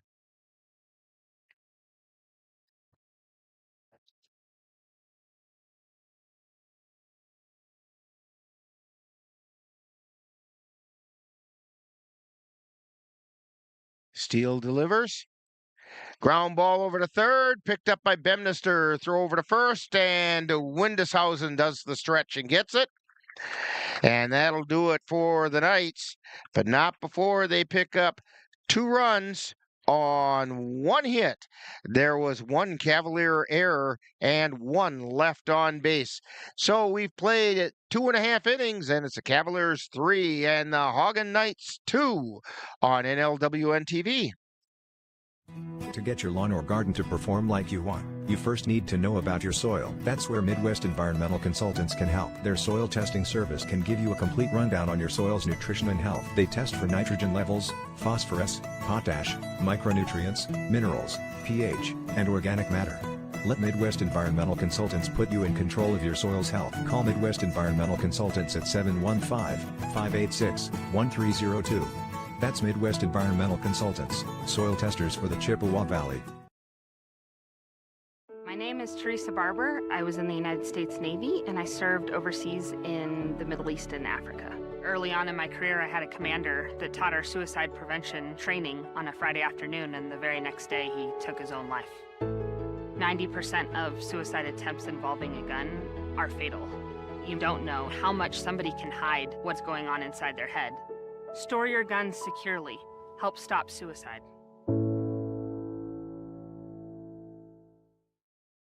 Back here at Carson Park, we've played 2.5, and the Cavs are up by 1.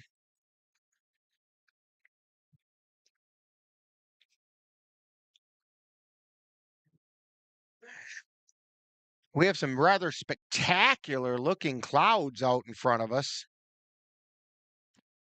Yeah, Very we got tall. questions in the house. We really do. Zach's going to get them for you.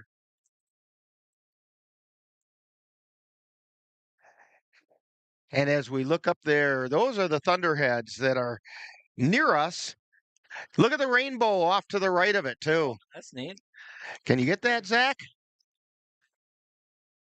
Oh, pretty. Ann's enjoying that. Due up for the Cavaliers in the bottom of the 3rd inning are Mason Yarrington, who was at the plate when Ashton Kroll got thrown out. And then he'll be followed by Brayton Tillman and Caden Erickson.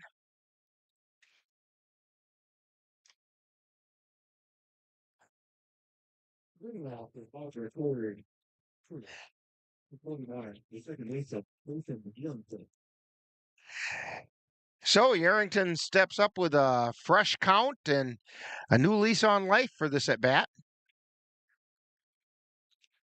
And it pitches high and away for a ball.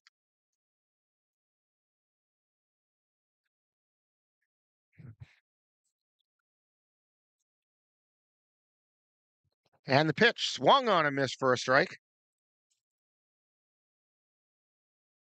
Yarrington has been on base. He scored 4 runs. He's been a courtesy runner on a number of occasions. There's a swing and a miss, strike 2. Of his 9 at-bats this year, 8 of them he's been a victim of a strikeout. A ball and 2 strikes to him. That one's in the dirt. I think it hit the catcher. That was a 59-footer.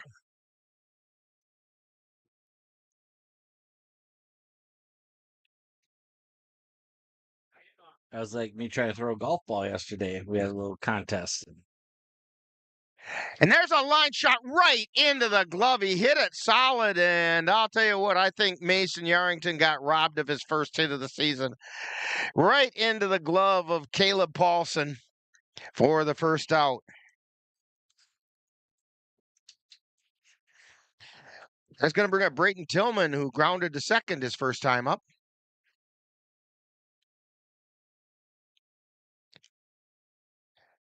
And the pitch is high for a ball.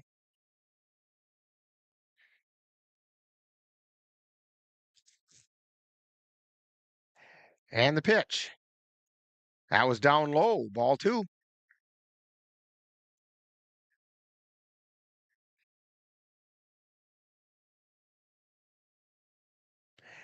And the pitch, that was also high, just above the letters. 3 balls, no strikes. Here's where we get to test my theory. And there's the get me over pitch for strike 1. Like I say, that's not the one that's going to draw you the walk usually. It's this pitch. The 3-1 pitch, fouled back into the screen. Unless, of course, he throws it over the plate. Yeah.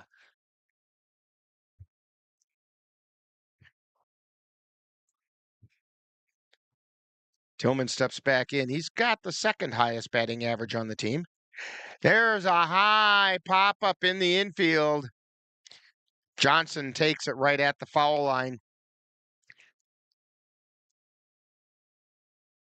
It's a good thing, Dan, that cloud that we just got to look at wasn't directly overhead, because that one by Tillman would have brought rain. Yeah, it's always interesting sitting way up here. You see everything at eye level. And all of a sudden, we're looking up at it. Caden Erickson at the plate. Shows bunt. Took it for a ball. He fouled out to the first baseman his first time up. That was Diekman. Made the catch. And there's a strike called on the outside corner.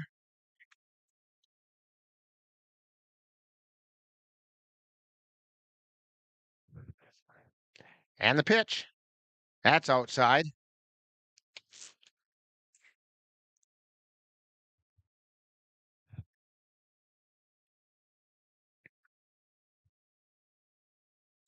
And the pitch.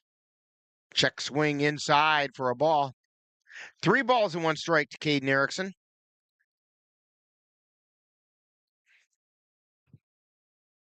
Xavier Bemnister on deck.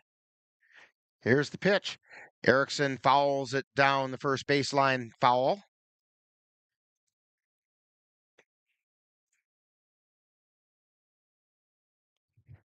Brian Maher chases it down. Johnson looks in and delivers. And it was high for ball 4. Erickson draws the walk. And that'll bring up Xavier Bemnister. Bemnister went down looking his first time up. Sure.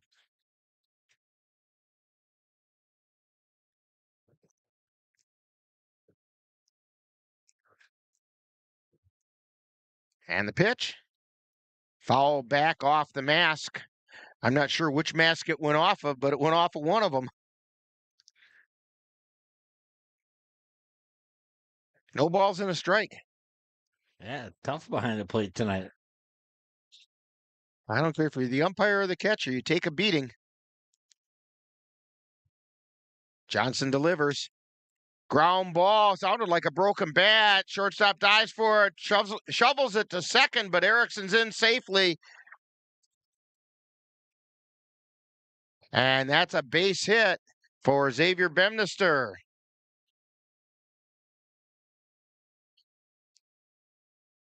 So Erickson on second, Bemnister on first, and Sam Knickerbocker, who grounded to second his first time up. Our computer operator, Ann, is president of the Sam Knickerbocker fan club. It's his turn to shine.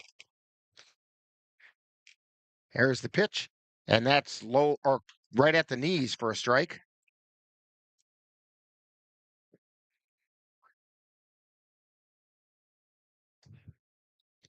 And the pitch. Ground ball foul on the first baseline.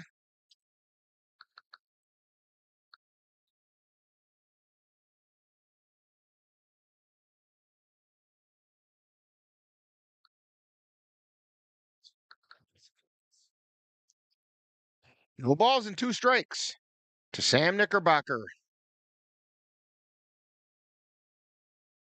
Setting up outside. And the pitch. Ground ball over towards second. Scooped up by Lindau. Flipped to first in time. And Knickerbocker goes down 4-3 for the second time tonight. So for the Cavaliers, no runs on 1 hit. There were no errors, and 2 were left on base. We've played 3, and it's the Cavaliers 3 and the Haugen Knights 2 on NLWN-TV. Royal Credit Union's low rates and flexible terms on auto loans can help keep your payments low. Get a great rate on your next car or truck purchase, or refinance an existing vehicle with an auto loan from Royal Credit Union. Royal also offers loans for buying or refinancing boats, UTVs, and other vehicles. Royal Credit Union wants to help keep your payments low. Check rates and apply for a Royal Credit Union vehicle loan online at rcu.org/autorate. Subject to credit approval. I've always been told I gotta be strong. Thick skin, tough as nails. But to be everything for everybody, it wears on you. Black don't crack, they say. But it can. We all can. Reach out to a friend if you see them going through it. No matter who you are, being vulnerable is what makes us whole. Learn how to help at seizetheawkward.org.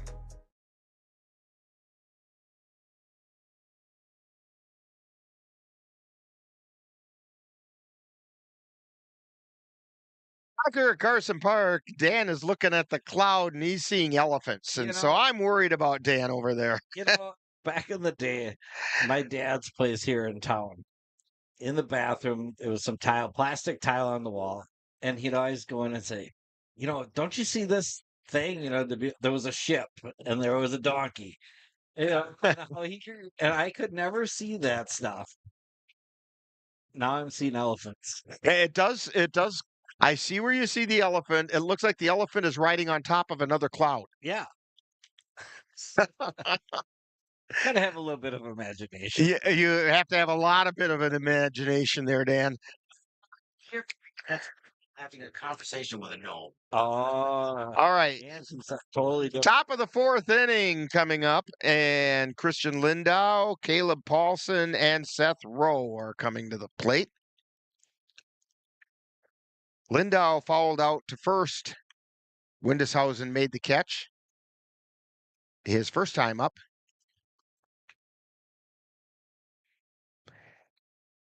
And that pitch is outside for a ball.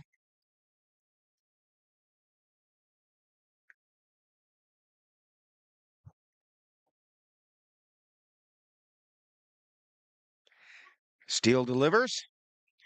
And that was low for a ball.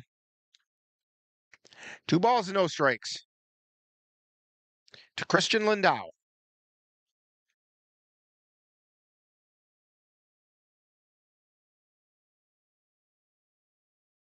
And the 2-0 pitch.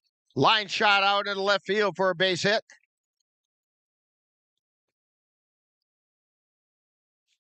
Lindau holds at first. That's going to bring up Caleb Paulson, who grounded into a fielder's choice his first time up.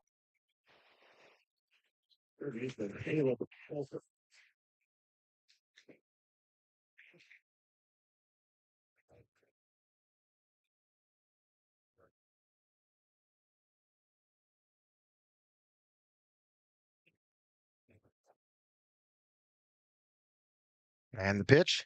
Paulson grounds it over to third. Throw to second for one. Throw to first. Safe, he said. Paulson just barely beat that out. So again, Paulson's on a fielder's choice. As Lindau is put out 5-4 at second base. One down, one on, Seth Rowe at the plate. He was hit by the pitch his first time up.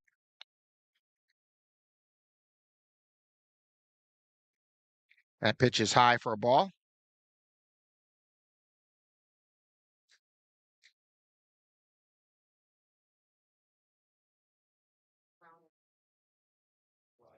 Steele delivers. High pop-up. Erickson drifting back, calls everybody off, and he makes the catch.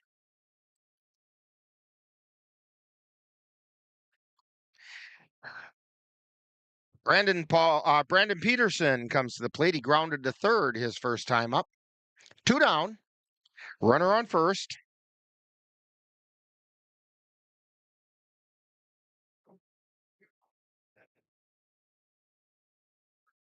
Very open stance by Peterson. And the pitch is inside for a ball. He's got that lead foot practically out of the batter's box. In fact, his heel is.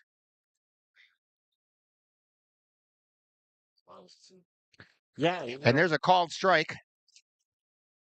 The stances started to change after there was a bunch of inside pitches that were called strikes. So, and now the pitch. Pop up, foul territory. It's in play. Knickerbocker can't hang on to it. He crashed pretty hard into the backstop.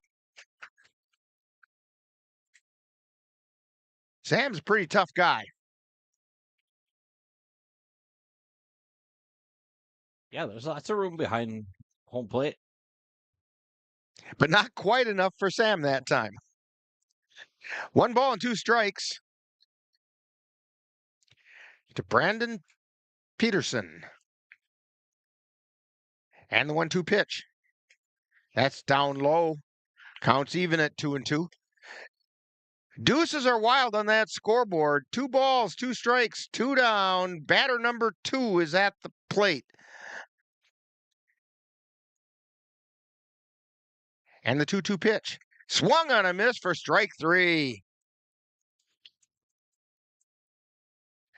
So for the Knights, they get no runs, 1 hit. There were no errors, and 1 left on base. We have played 3.5, and it's the Cavaliers 3 and the Haugen Knights 2 on NLWN-TV.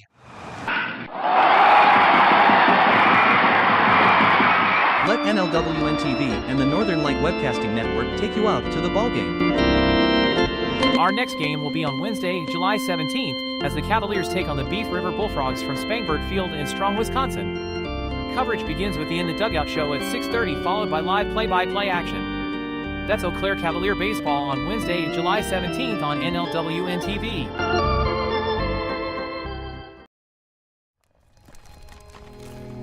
I've always been told I gotta be strong.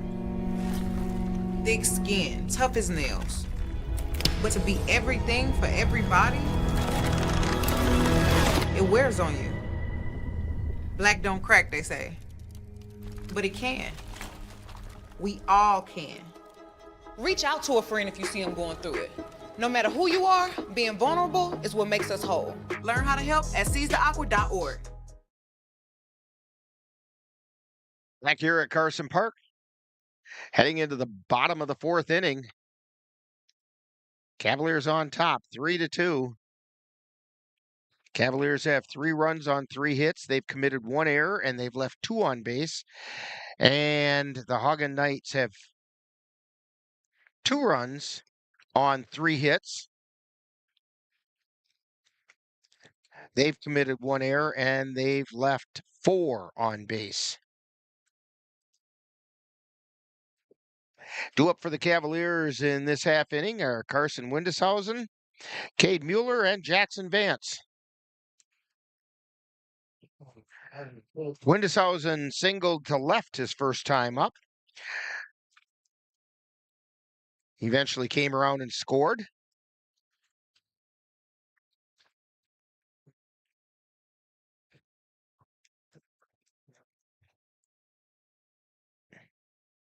Here's the pitch. Swung on and missed. Chased a low one that time. I think he was still thinking about the golf tournament. Yeah. Muscle memories. Yeah, right. And said muscle memory is hard to get rid of. And there's a called strike on the outside corner. No balls and 2 strikes to Carson Windeshausen. And the pitch. Fouled back into the screen.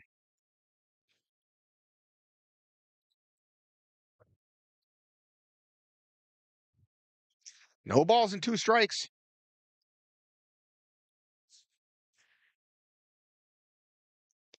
And the 0-2 pitch. Swung on a miss, strike 3. Windeshausen goes down swinging. It's going to bring up Cade Mueller, who struck out his first time up.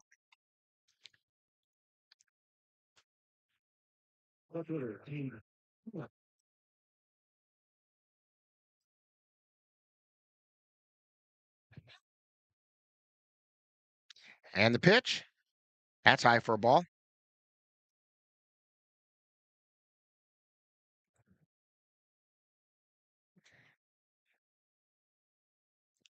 The 1-0 pitch.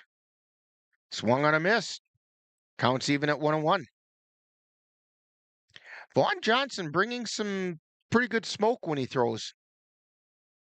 Yeah, as this game moves along, he's getting stronger. That pitch is outside.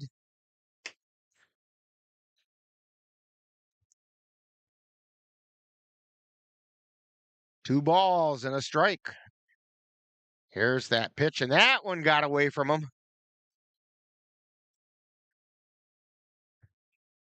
That looked like a breaking ball that didn't break.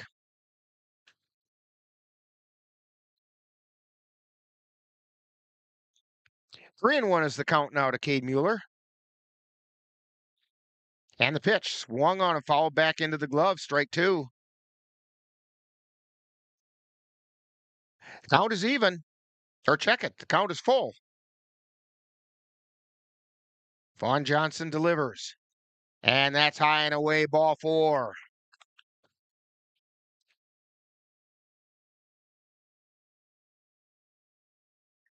That's the third walk given up by Mueller.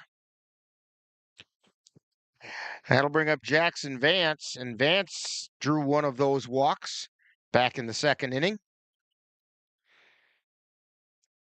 And he fouls that one back to the screen.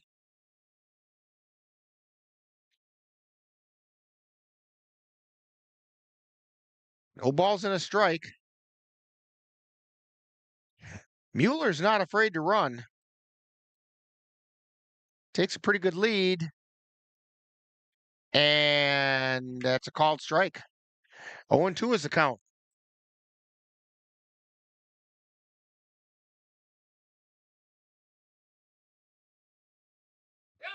And ground ball over to short, flip to second for 1, throw to first, and he's safe at first. Larry Durkop said that he beat the throw. Yeah. So Jackson Vance is on a fielder's choice. And Mueller's out 6-4. It's going to bring up Tyson Woodcock. He got on after being hit by the pitch.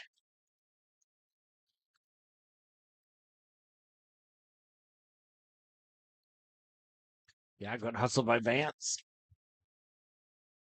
Vance is pretty quick. You give him a chance out there. Here's the pitch, fouled back into the screen. No balls and a strike to Tyson Woodcock.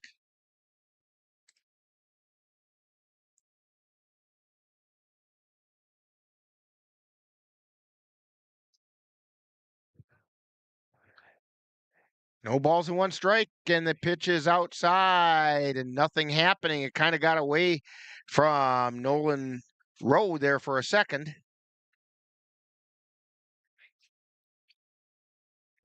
Ball and a strike, 2 down. Rowe wants to have a word with Johnson.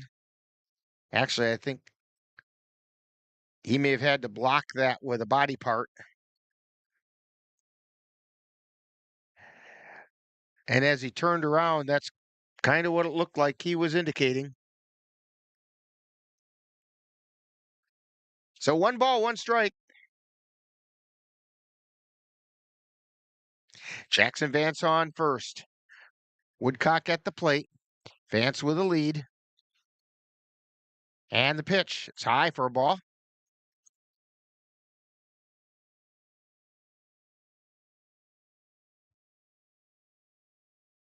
Two balls, 1 strike. Here's the 2-1 pitch. High for ball 3. Johnson's throwing hard, but he's sometimes just outside the zone.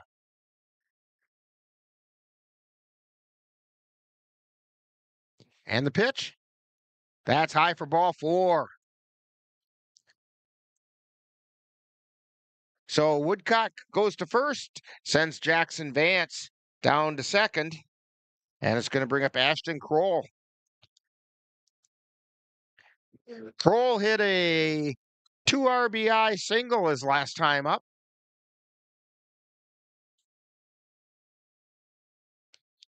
And they're having a little conversation out on the mound. Diekman came over to have a talk.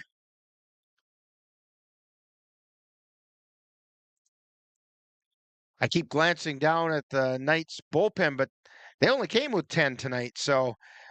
Yeah, we don't know who their other pitchers are. Vance is out on second, and Kroll fouls one back into the screen.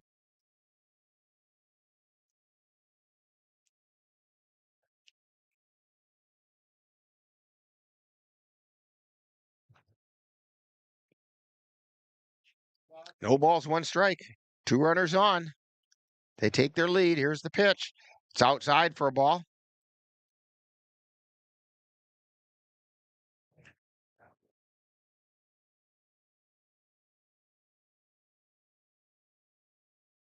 And the pitch. That's down low. 2 balls and a strike.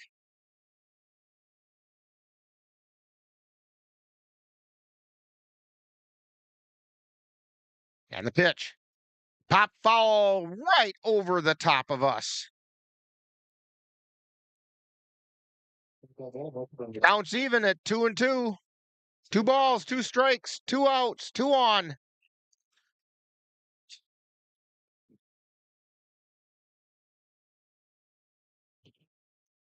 And the pitch. That's inside. Traveling time now for the runners. Full count, 2 down. Runners take off, and it's down low for ball 4. The bases are now loaded. And Mason Yarrington, what a great time this would be for his first hit as a Cavalier. As they say, the ducks are on the pond.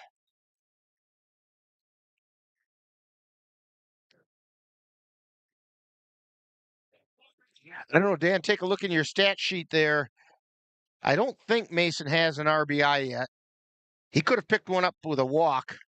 He does not have an RBI. Oh, then he's due. He's definitely. Ann is so optimistic. She goes, oh, he's due. There's a line shot right into the glove of the shortstop. That's the second time Mace has been robbed. He hits it right at somebody. He hit that ball hard. And the Cavaliers go down with no runs, no hits, no errors, and 3 were left on base. So we have played 4 innings, and it's the Cavaliers 3 and the Haugen Knights 2 on NLWN-TV. C&K Construction is your source for high-quality concrete and construction work in the Chippewa Valley. Established in 2014, C&K Construction in Chippewa Falls is a leading concrete contractor proud to serve Eau Claire, Altoona, Menominee, and surrounding areas. Specializing in concrete construction, excavating, flatwork poured walls, and much more, they're right for all of your concrete needs. Call C&K Construction in Chippewa Falls at 715-559-1335. Hi, I'm Smokey Bear, and I made an assistant to help you prevent wildfires. Dude, I've got this. I've been camping since I was 5 years old. But I am a camping influencer. You know what? I'll bet you $5. Okay. Assistant Smokey, what is the best way to put out a campfire? To put out a campfire, drown with water, stir, drown again.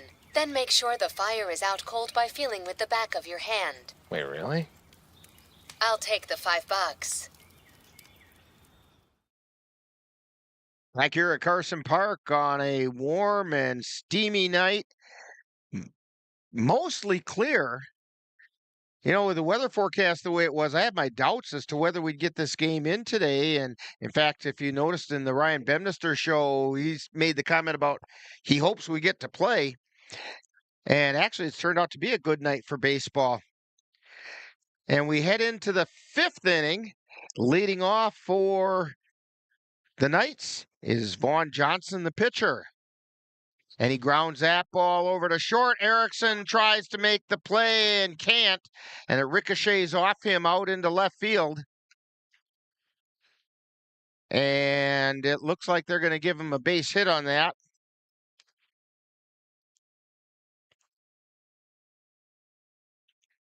So that's going to bring up Reed Olson.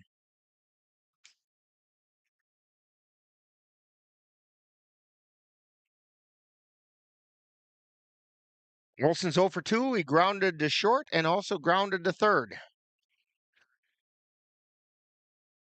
And the pitch is high for a ball.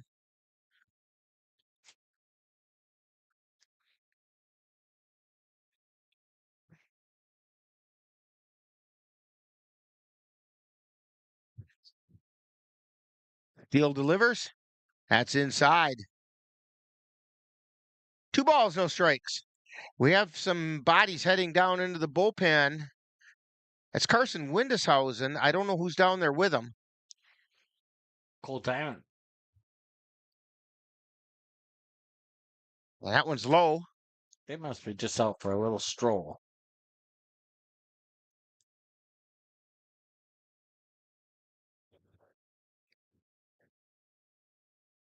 It might be cooler out there. There might be a breeze out there.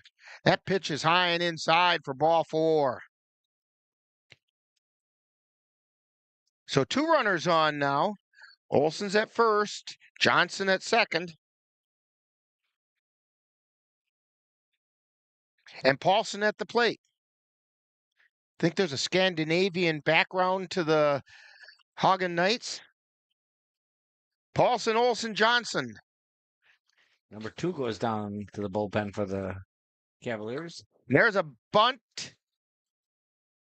And nobody's at first to cover. Yarrington was over late.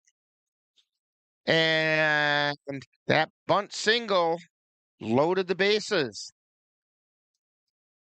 Yeah, good bunt there by the Knights. Bases loaded, nobody out, and Ryan Bemnister goes out to the mound to have a talk. And he's probably talking to the infield a little bit.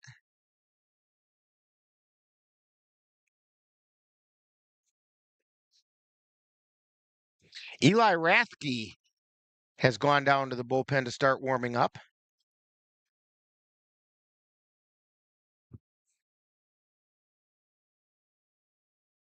So he said what he needed to say. And what I didn't notice is that Jerome Delikowski is in the game at first base for the Cavs, which is why Windishausen was able to walk down to the bullpen area.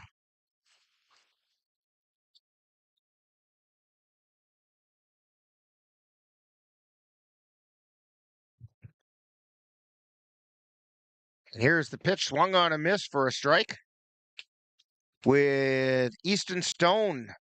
Now, Stone tripled his last time up.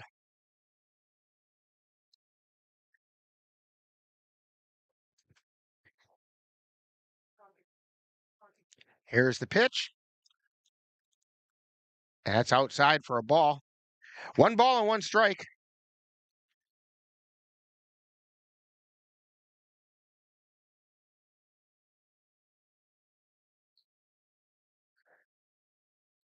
And the pitch.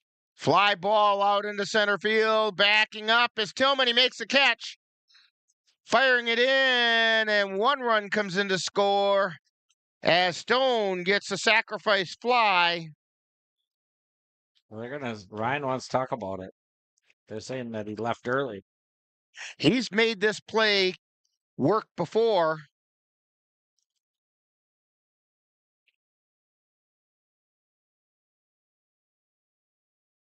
And Ryan wants to.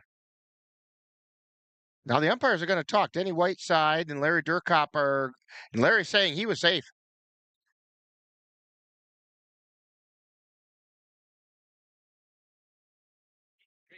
And Durkop gives the explanation to Ryan Bemnister, and everything is going to remain as is, as Vaughn Johnson came in to score to tie the game.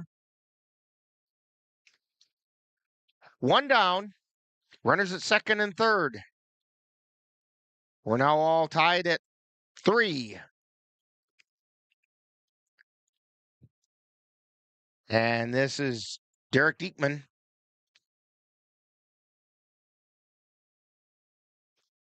And there's a strike called at the letters on the inside edge. That's the second time Diekman's kind of had a word with Denny Whiteside.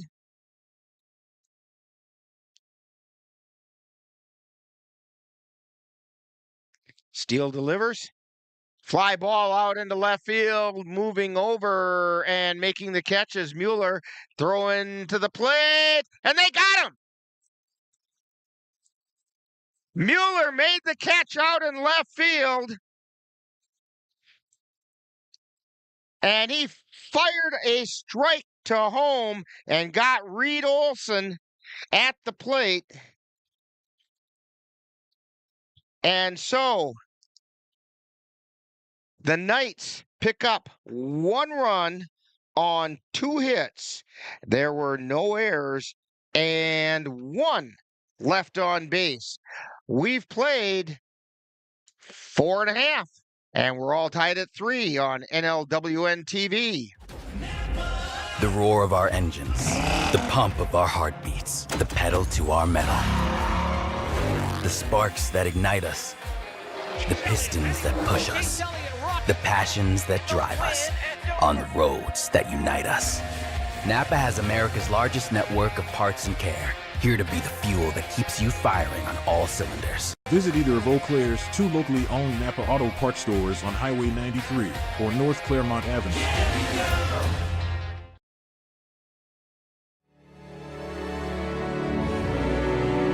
The Eau Claire Cavaliers would like to take veterans out to the ball game.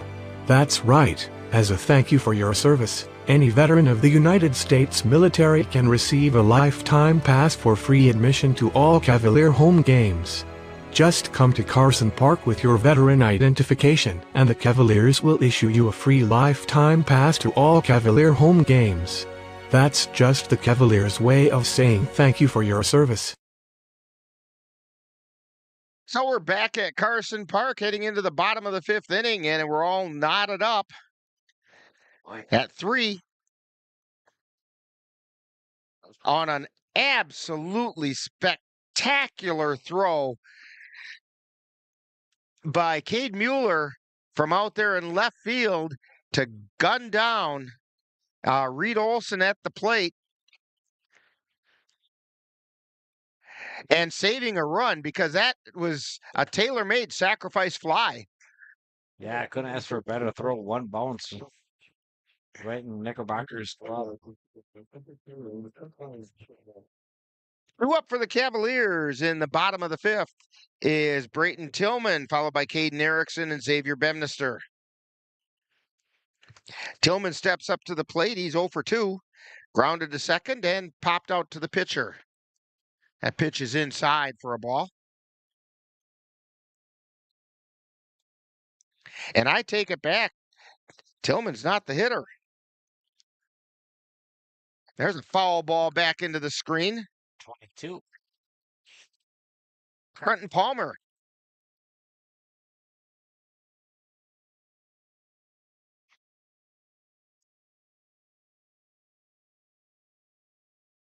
And the pitch. That's down low. 2 balls and a strike to Palmer.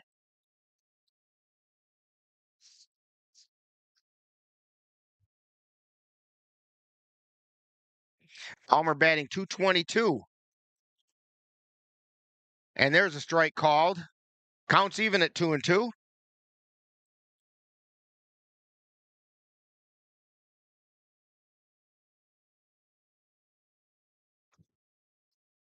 And the pitch is high for a ball.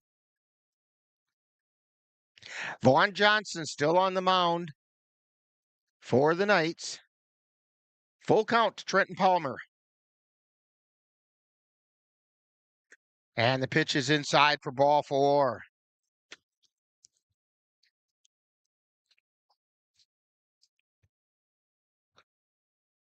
That's the 5th walk given up by Johnson. Brings up Caden Erickson. Erickson, he fouled out to first and then drew a walk. He shows bunt. Was outside for a ball.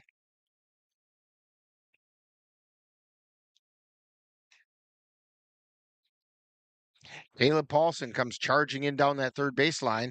Show bunt again, throw back to first. And back in time is Palmer.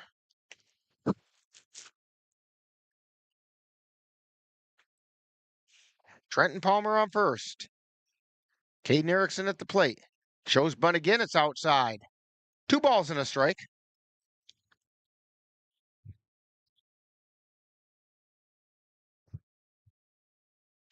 Johnson at the belt. He looks over towards first. The 2-1 pitch. Erickson bunts it down the first baseline, and it's going to go foul. Almost caught his foot.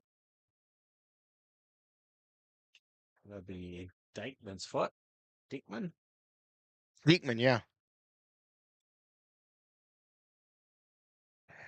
So it's 2 balls and 2 strikes.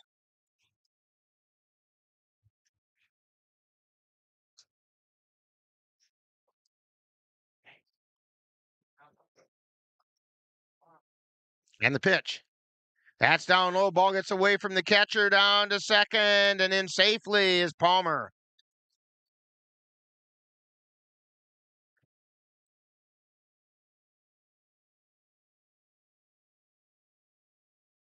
Shortstop tried to deceive Palmer a little bit, acted like the ball got past him. Palmer stayed on the bag. Erickson draws the walk. That's 4 out of the last 5 hitters have drawn walks, and we're going to get a conference at the mound.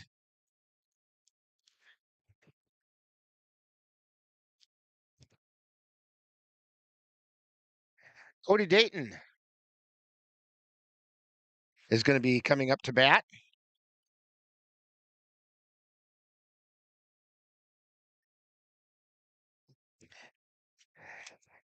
He's coming in for Xavier Bemnister. Dayton batting .244.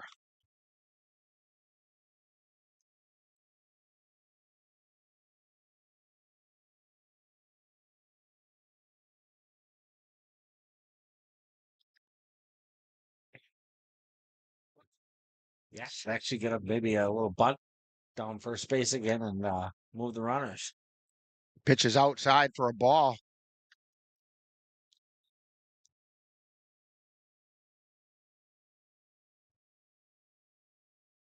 Vaughn Johnson still on the mound. There's a fly ball out into left field. That one's tagged back, and it's about 1 hops the wall. Rounding third and coming in to score is Paulson.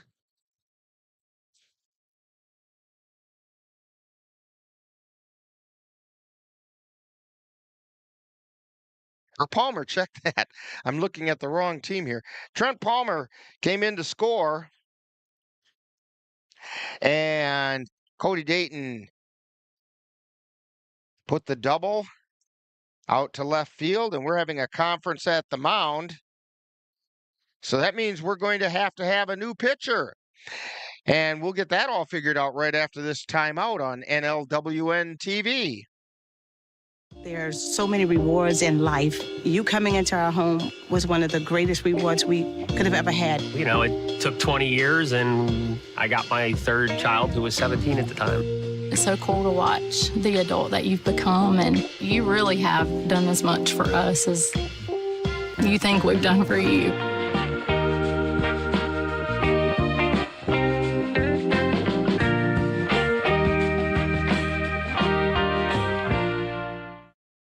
The Phoenix are rising. It's round one of the NLFL playoffs. The Phoenix are there, and so is NLWN-2.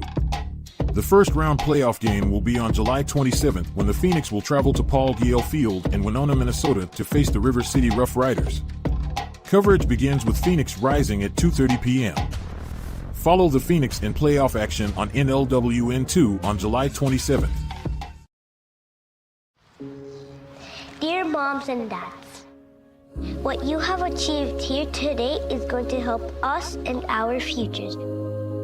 It is why we are coming up on stage to collect your diplomas. You know it's true. Mom, we love you always. Everything I do. When you graduate, they graduate. Visit finishyourdiploma.org to find free and supportive adult education centers near you.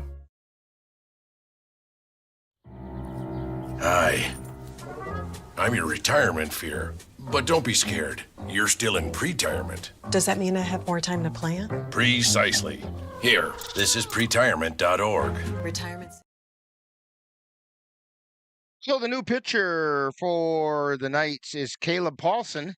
And there's a fly ball out into right field by Knickerbocker, and it's going to fall in for a base hit, and it goes past the right fielder. Coming in to score is Erickson.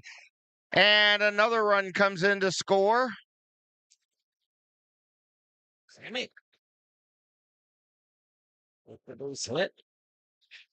And give Knickerbocker credit for a base hit.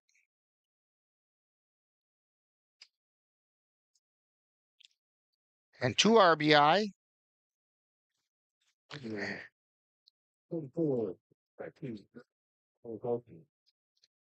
And Jerome Delakowski is coming to the plate.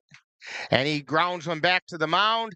Throw to second, and then they got the out there. Throw to first, and it's not going to be in time. So Delakowski's on a fielder's choice. And Knickerbocker is out. Pitcher to second. 2 down. Or check that. There's only 1 out.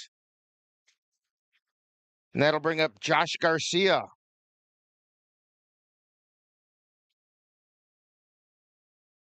A lot of substitutions for the Cavs.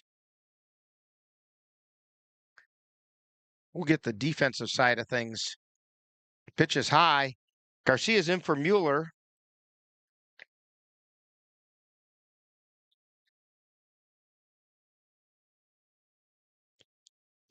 Check swing. Strike. 2 balls and a strike. 1 out. Runner on first, and Jerome Delakowski takes a lead. And strike 2 called to Garcia. Delakowski not really a threat to steal, but they aren't working very hard at holding him. Here's the pitch. Ground ball over to third. Picked up by Johnson. Throw over to first. And he beat it. Garcia with the infield hit. And moved Delakowski over to second.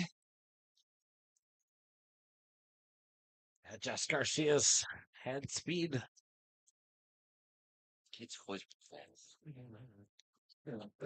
Jackson Vance coming to the plate.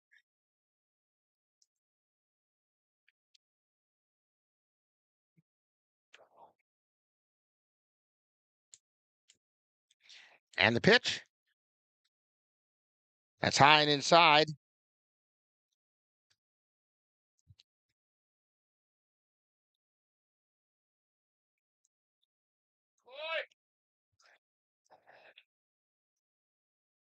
1 ball and 1 strike to Jackson Vance.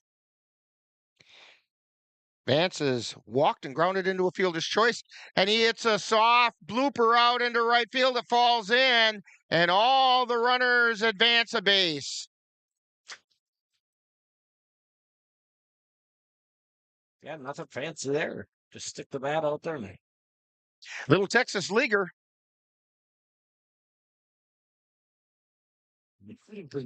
That's going to bring up Cole Timon.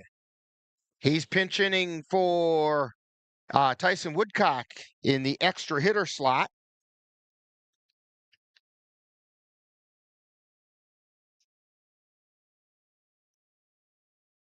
And there's a strike at the letters.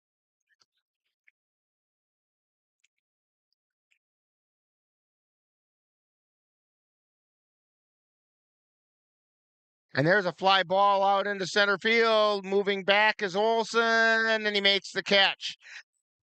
Runners tag and score. Delikowski comes in to score as Cole Timon hits a sacrifice fly to center field.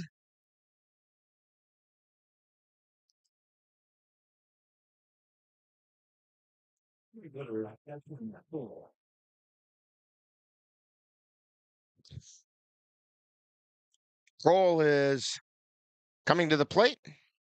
Ashton Kroll singled his first time up, then drew a walk.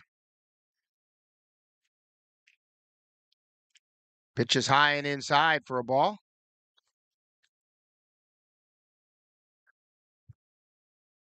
Jackson Vance is on first.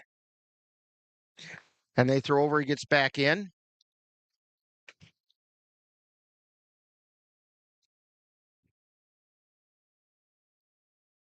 And Josh Garcia is over on third. And the pitch is a called strike. 1 ball, 1 strike. Be curious to see if they send Vance. He's got really good speed, as does Garcia on third. And that one got him in the wrist.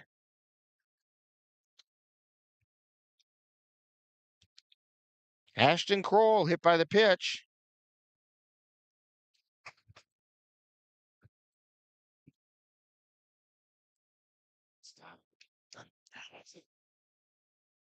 And Zach on the camera over here, who was a high school teammate of Mason Yarrington, says it's time. And boy, I can't agree with you more. He's hit a couple of hard shots, both right into the glove of an infielder. There's a fly ball out into left field, foul. You know, he's hit the ball hard 3 times now today.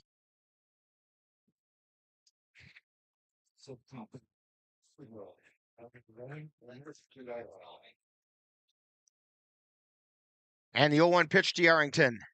There's a strike called on the inside third. Yarrington is lined to third and lined to short. Here's the 0-2 pitch. Ground ball back to the pitcher. Barehanded by the pitcher and throw over to first in time. A barehanded play by Caleb Paulson. Just stuck his hand out there, grabbed it, and then threw it over to first. So for the Cavaliers, they do pick up 4 runs on 2 hits. And there were no errors, and I think we had 3 left on base. So we've played 5 innings. And it's the Cavaliers 7 and the Haugen Knights 3 on NLWN-TV. The Eau Claire Cavaliers would like to take veterans out to the ball game. That's right. As a thank you for your service, any veteran of the United States military can receive a lifetime pass for free admission to all Cavalier home games. Just come to Carson Park with your veteran identification, and the Cavaliers will issue you a free lifetime pass to all Cavalier home games. That's just the Cavaliers' way of saying thank you for your service. Savings options, potential tax breaks. Move. This isn't scary. I'm doing it. You got this. Visit thisispretirement.org for free resources to help you customize your action plan. Life's daily battles are not meant to be fought alone.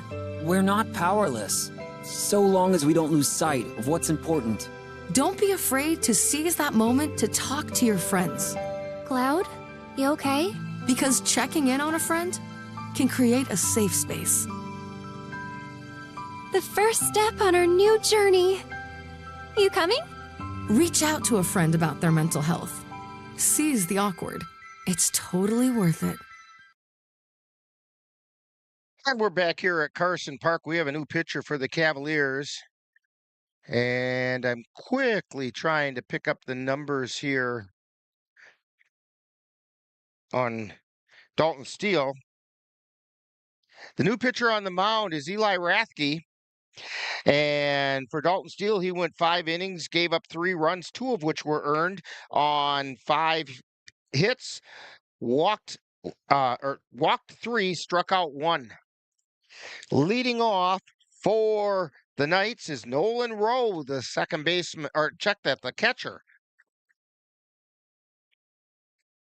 And the first pitch is high for a ball.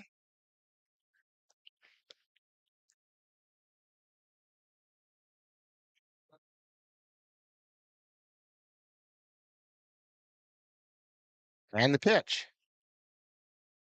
That caught the outside corner for a strike.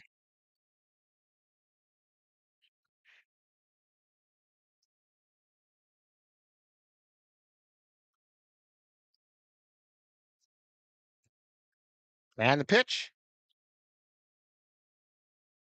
That's down low for a ball. 2 balls and a strike.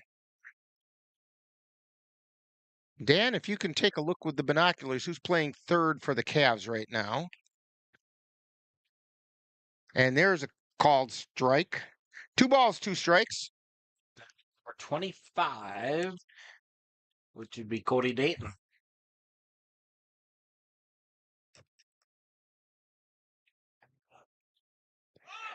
Fly ball out towards center field, moving over and making the catches, Tillman. Actually, it wasn't Tillman, it was Palmer. We do have action in the Haugen dugout. Or bullpen. Or bullpen, I mean. Number 21. Now batting is Christian Lindau. And that pitch is a called strike. That's Reed Olson warming up down in the bullpen.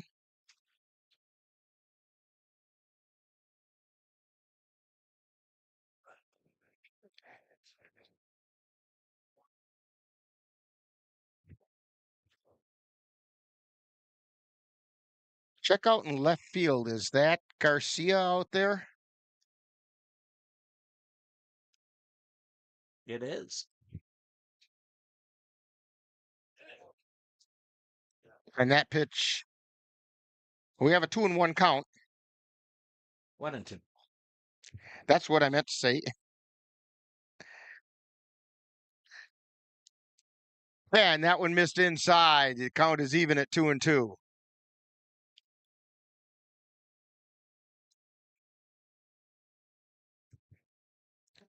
And that's inside, ball 3.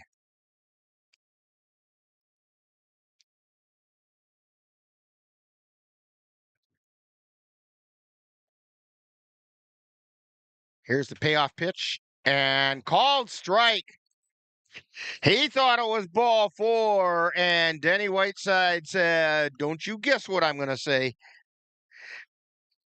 So Christian Lindau goes down looking, and that's going to bring up Caleb Paulson, the pitcher. He's grounded into a fielder's choice both times up. He won't do that this time because there's nobody on base.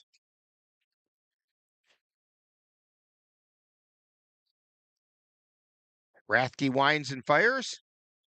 That's high for a ball. 2 down. We're in the top of the 6th inning. And the pitch. Ground ball to third. It was knocked down by Dayton, but they're not going to have a play. That's going to be a base hit.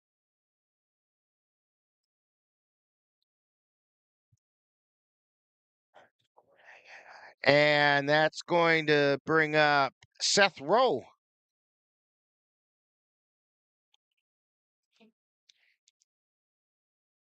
Rowe has been hit by the pitch and then popped out to short.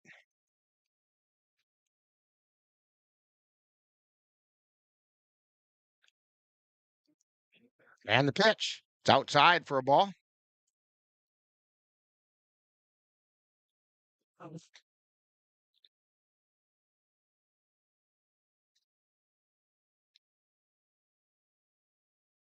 And the pitch is outside for a ball. It gets away from Knickerbocker and down to second.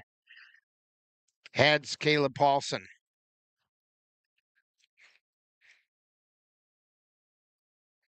That's a rarity with Knickerbocker letting a runner advance. Yeah, it skipped in and just couldn't get the block.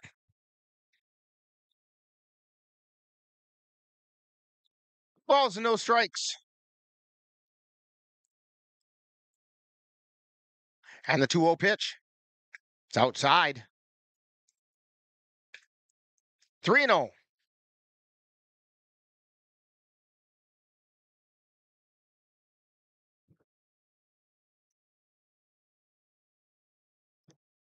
Rathke delivers. That's a strike called. That's Rathke's get me over pitch. Runner on second, 2 down. Rathke looking at second. Now delivers to Rowe. That's high for ball 4.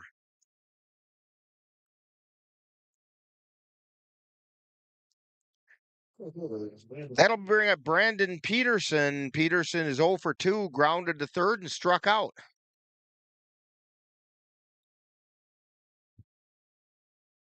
Activity has concluded down in the Knights bullpen.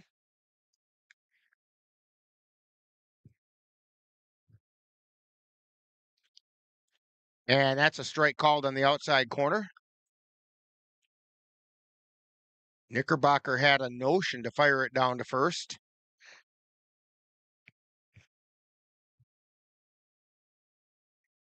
Rathke looks at second. Now he delivers. Swung on a missed. He got Peterson to chase the high heat. No balls, 2 strikes. 2 down.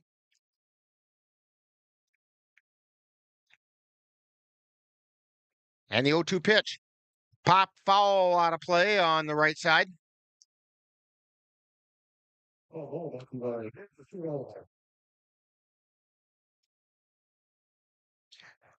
Count remains 0-2. And Denny Whiteside's going to do a little house cleaning.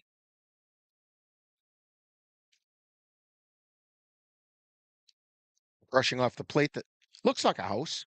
Yeah.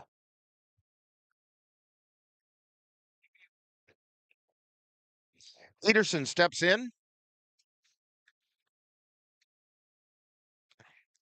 And that's high for a ball. A ball and 2 strikes. Try to get him to chase that one.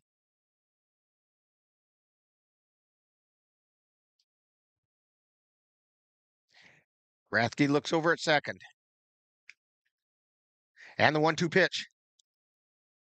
That just missed outside. That was pretty close. Counts all even. 2 balls, 2 strikes, 2 down. The batter is number 2. 2 on, 2 out. Can I think of any more 2s? Here's the pitch. That's high for ball 3.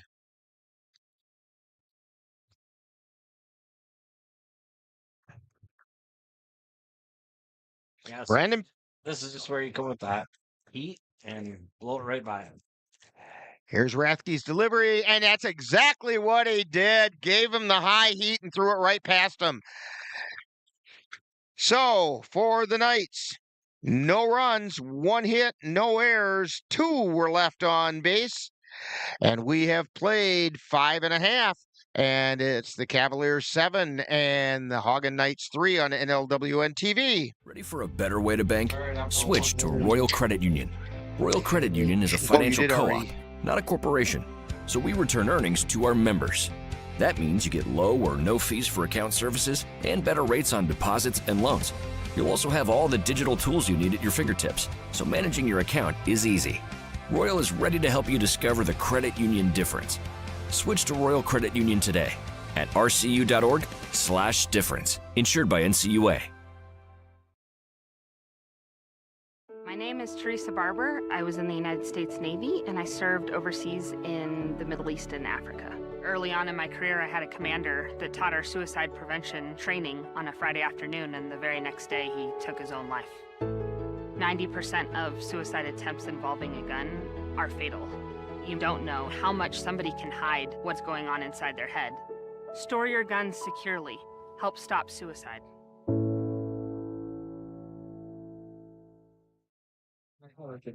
Back here at Carson Park, and we say good night to Dan as he's got to go do his other job. Even though his boss is here, his boss gets to stay at the ball game, but he has to go do work.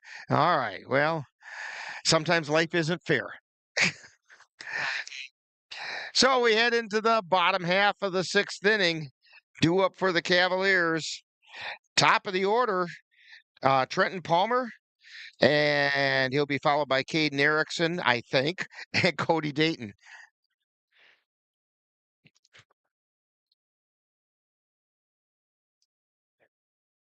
Caleb Paulson delivers the first pitch outside for a ball.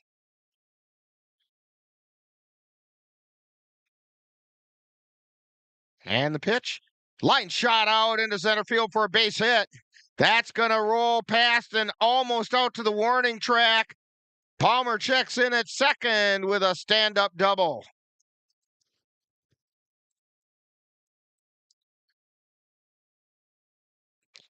That'll bring up Caden Erickson.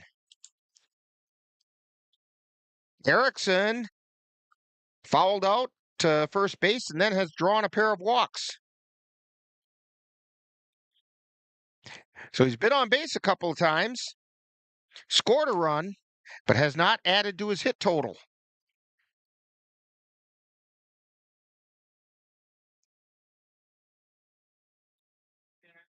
And the pitch. There's a strike right down the middle of the plate.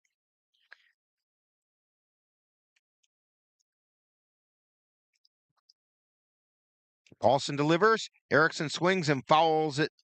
Nice catch down there at the dugout. Couldn't see quite made that. But he just stuck his hand up and the ball stuck there. Like those Velcro things? Yeah, it was like one of those Velcro paddles. Erickson fouls the next one back. Count holds it 0-2.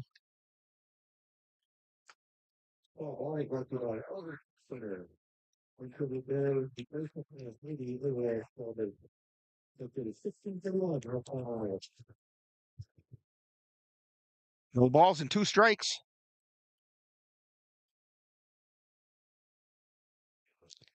And the pitch. Erickson sends a shot foul down the third baseline.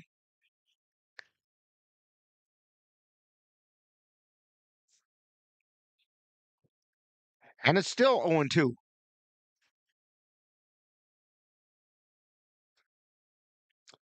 Paulson takes a look around. Now looks over at second and delivers. And that got Erickson right in the left cheek, and I'm not talking about his face.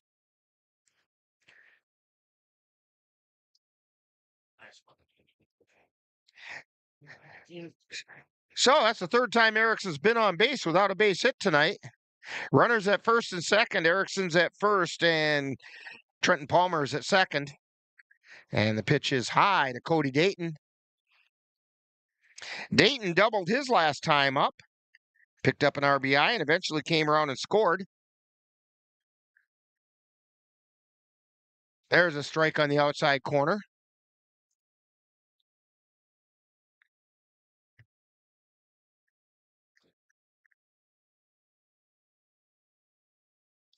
There's a fly ball out into right field. Under it is Seth Rowe, and he makes the catch. Palmer tags and advances to third.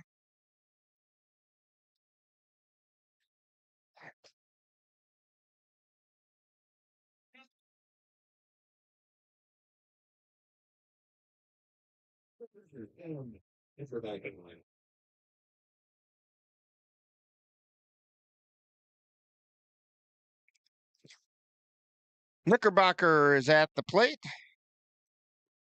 He's got a hit, throw down to second, and in to score on the double steal, and safe is Palmer. Cavaliers worked the double steal almost to perfection that time.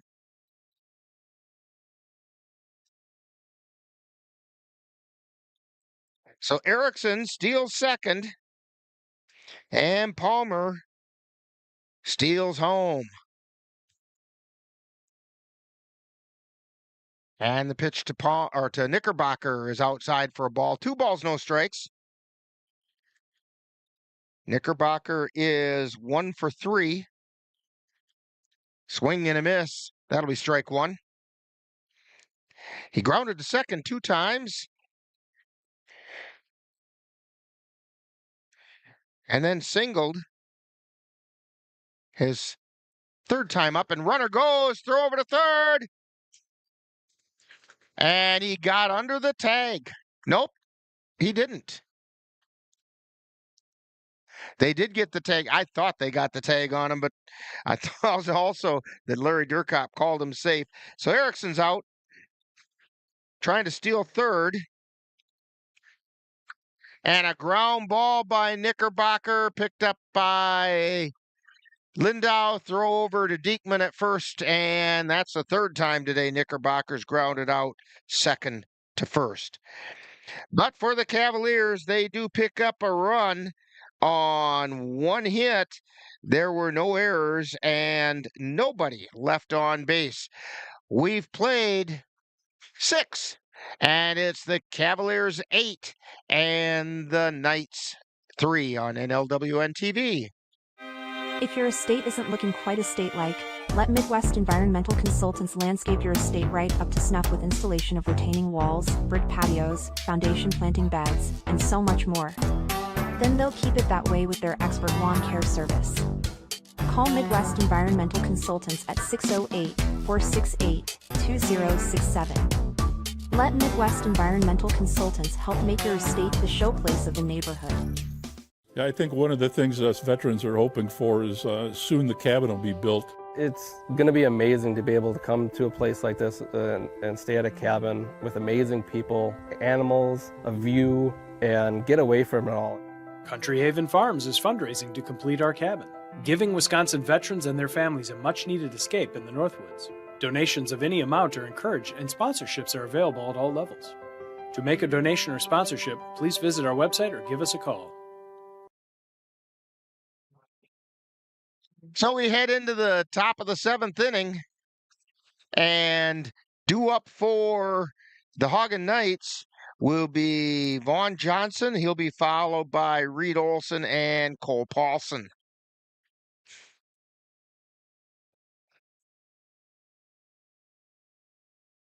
Eli Rathke starting his 2nd inning of work.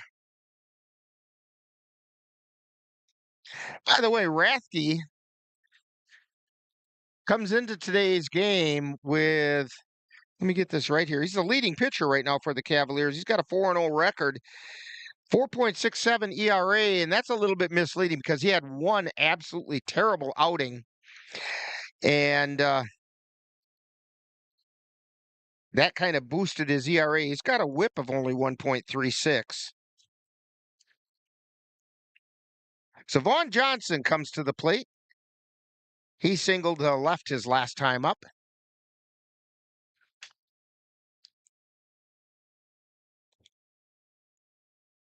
And that's a called strike. Right at the letters. Rathke playing with the edges of the strike zone.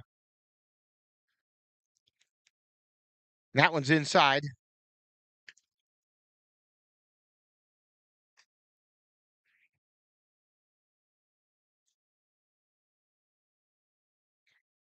Here's the wind in the pitch. Check swing, strike.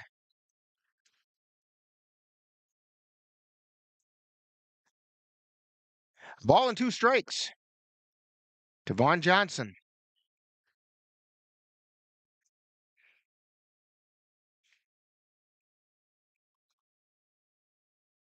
Here's the wind and the 1-2 pitch. It's high and inside. Counts even at 2-2.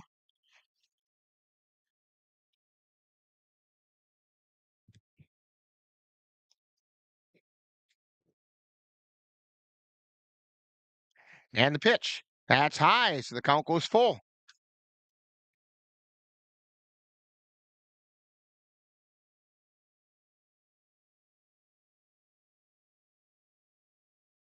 Here's the wind and the pitch. Foul back into the screen, so the count's going to remain 3-2. Yeah, that bad outing that Rathke had, the Cavaliers did come back and win that game, so he didn't lose the game. He just gave up a whole bunch of runs early in the game, and it kind of inflated his earned run average. Here's the pitch, and that one's fouled back. But since then, he's been very effective from the mound. Hence the 4-0 record.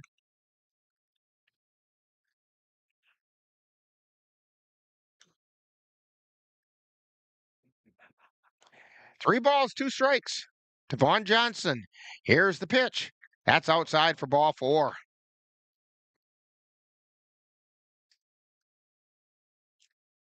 Johnson draws the second walk given up by Rathke. It's going to bring up Reed Olson. Olson is 0 for 2, grounded to short, grounded to third, and drew a walk. And was gunned down at the plate on a fantastic throw from left field.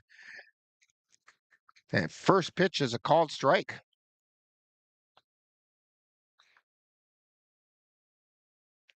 Rathke takes a peek over at first and delivers. Swung on a miss, strike 2.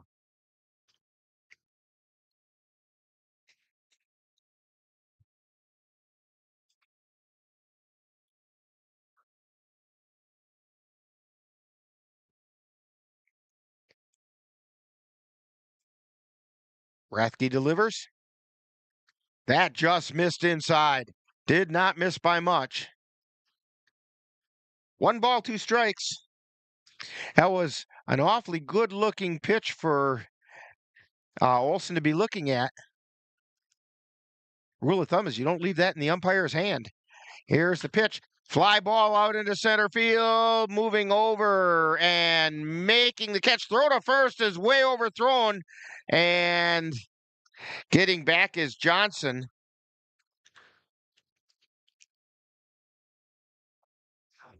So Palmer made a nice catch, and his momentum was carrying him back towards the infield, and he had a pretty decent shot at getting Johnson at first, but he kind of airmailed it past Dilakowski.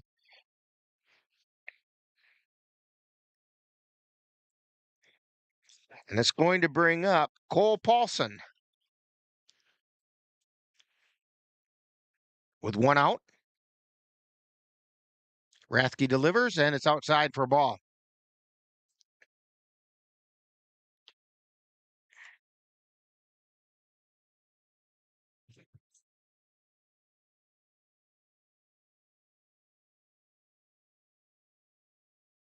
And the pitch. That's high, ball 2.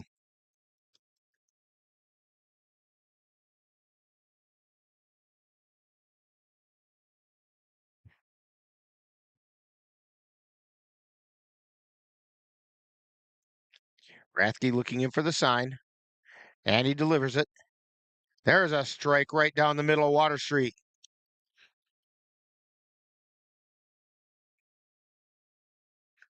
For balls and a strike to Cole Paulson.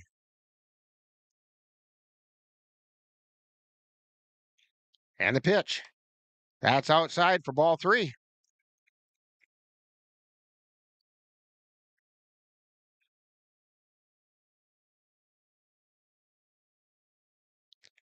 Rathke takes a look at first. And now the 3-1 pitch. Fly ball out towards left field. Moving over is Garcia. Right on the foul line, makes the catch. They did indicate it was a fair ball when Garcia caught it.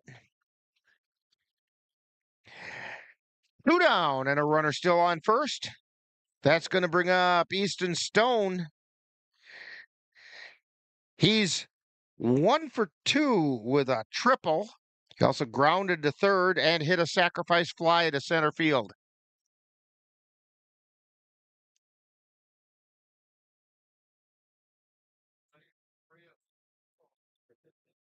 And the pitch. There's a strike called. That one caught the outside corner.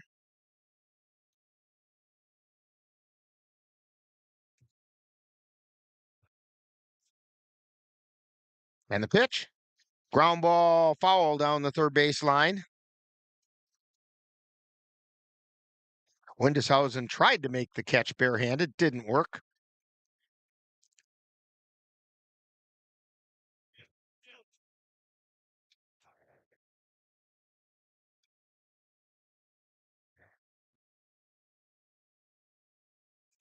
Rathke delivers the 0-2 pitch. Fouled away on the right side this time. And the kids go running.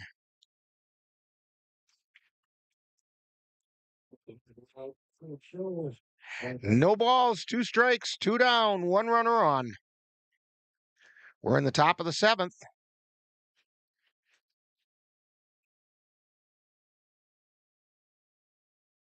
Here's the pitch by Rathke. It's inside.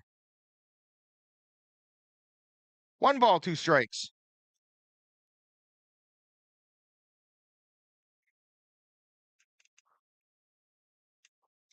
And the 1-2 pitch. Line shot out into left field. Moving over is Garcia, and he makes a catch.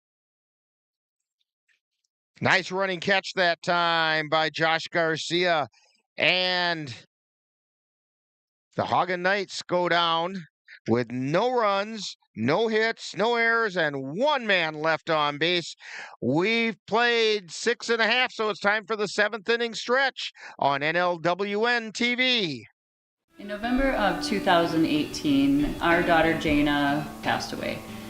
The outpouring of support was unbelievable. Support that we received inspired us to start a foundation called the Jaina Kelly Memorial Foundation. And through that foundation, we've given back in a lot of different ways, through projects, through different other charities that we've supported. We like to help Humane Association, and the Ronald McDonald House is something that's very near and dear to us. We've also recently, this last year, we actually built a tiny house. It's really exciting to be able to give back in different ways. to learn more or to help financially, would find us on Facebook or www.janakelly.com.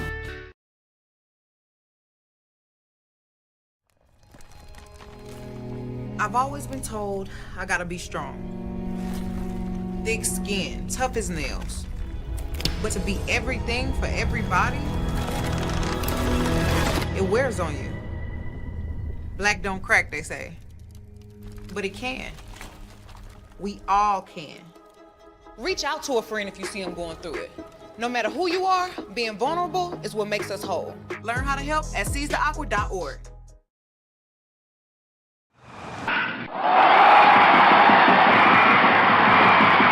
Let NLWN-TV and the Northern Light Webcasting Network take you out to the ballgame.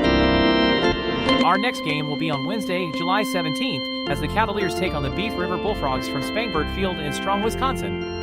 Coverage begins with the In the Dugout show at 6:30, followed by live play-by-play action. That's Eau Claire Cavalier baseball on Wednesday, July 17th on NLWN-TV.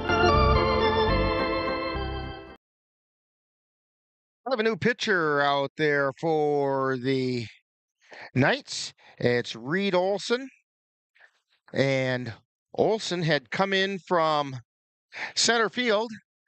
So I'm going to have to take a peek and see who's out in center field now.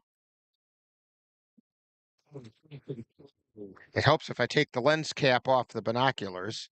They tend to work better.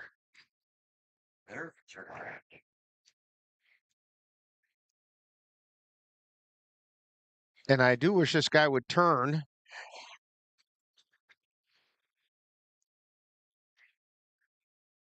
I honestly can't tell you. Here's the first pitch, though, to Dilakowski, and he high hopper over to second, throw over to first is in time. So Jerome Dilakowski grounds out second to first. He got out on a fielder's choice his last time up and eventually came around and scored. Josh Garcia is coming to the plate. He's singled. It was an infield single over to third. There's a high hopper. It's going to roll. Garcia's going to beat it out. Nobody was able to make the play on it. They couldn't decide how they were going to cover it. Meanwhile, Garcia ends up on first.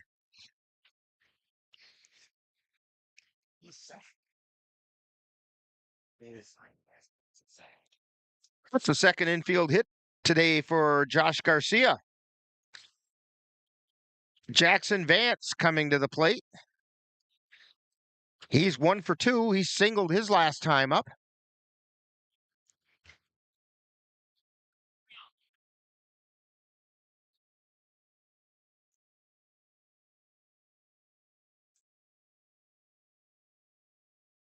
I do believe that Paulson went out to second base and Lindau is out in center field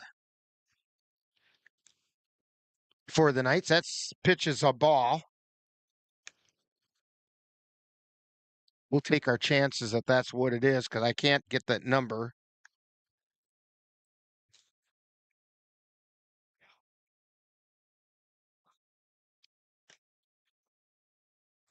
And heading down to second as the ball got passed is Garcia.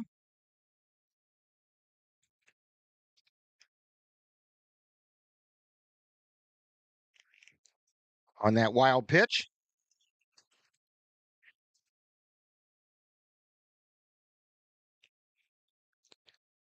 3 balls and no strikes to Josh Garcia. And that pitch is high and inside. And that's ball 4. 2 runners on now for the Cavs with 1 out.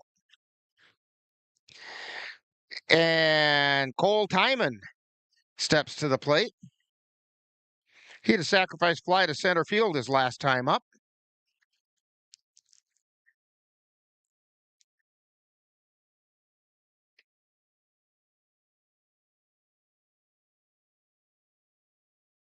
And that's a strike on the outside corner.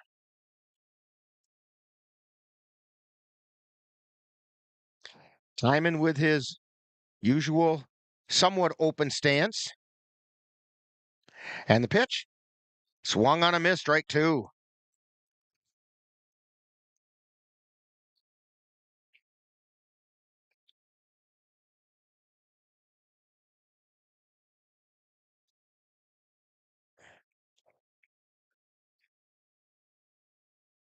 Olsen delivers, runner goes inside for a ball.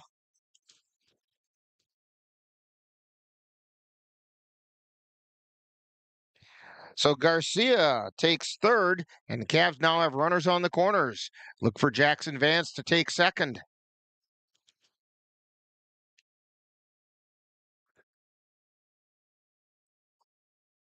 Olsen delivers. It's outside, ball 2.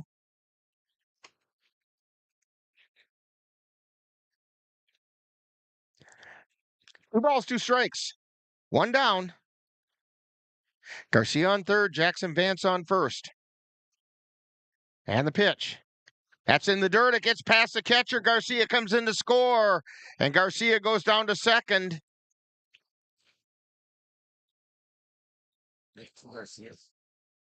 But check that. Garcia scores. Vance goes to second.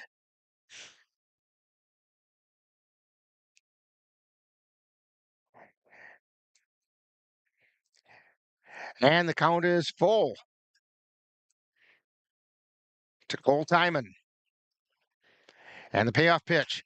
Fly ball foul on the right side. Up in the fan deck.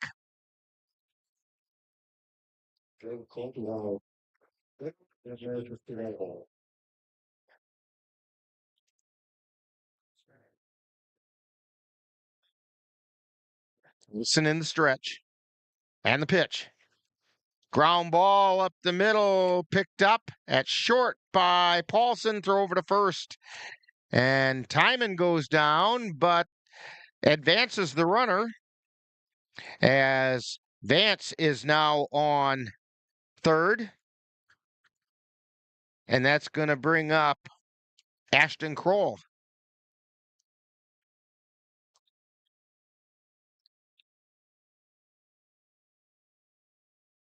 And the pitch. Ground ball out into right field. In to score is Jackson Vance, and Ashton Kroll has a base hit.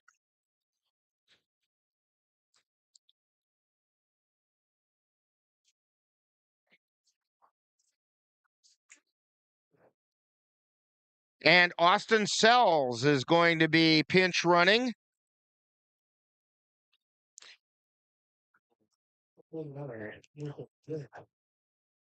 And Mason Yarrington comes to the plate.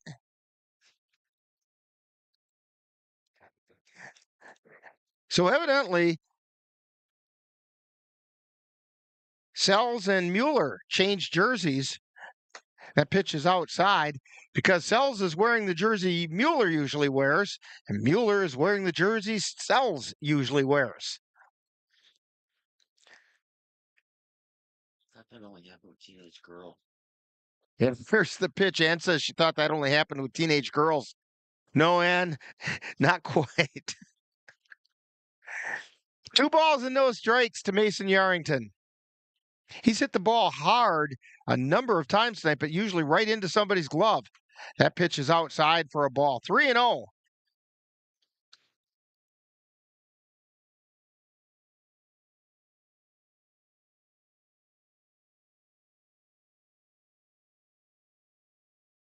Wilson at the belt, and he delivers. Line hit for Mason Yarrington! And the Cavalier dugout erupts as Mason Yarrington laces one out into left field for his first hit of the season.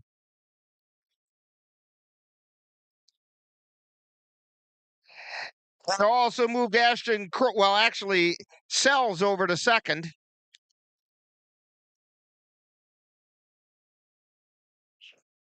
So Austin Sells on second, Mason Yarrington on first.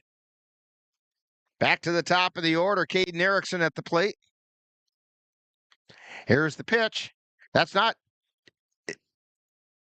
Check that out. The hit falls in. It's a fair ball, and Palmer checks in. Nope, they're saying it was a foul. The runners kept going, so I thought maybe they called it fair. Sells had come in to score, and Yarrington had rounded second, and they have to go back where they started from.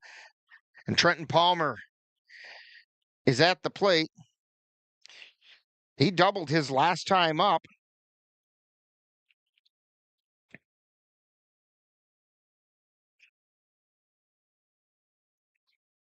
No balls and 1 strike.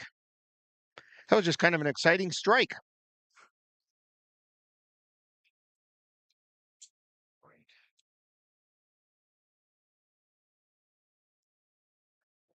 Here's the pitch. Foul back into the net.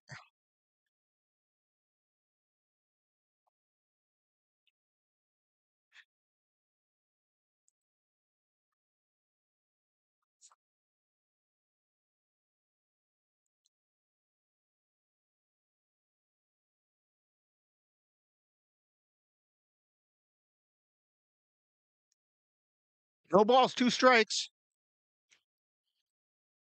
And there's strike 3 for the third out. So, for the Cavaliers, they do pick up 1 run.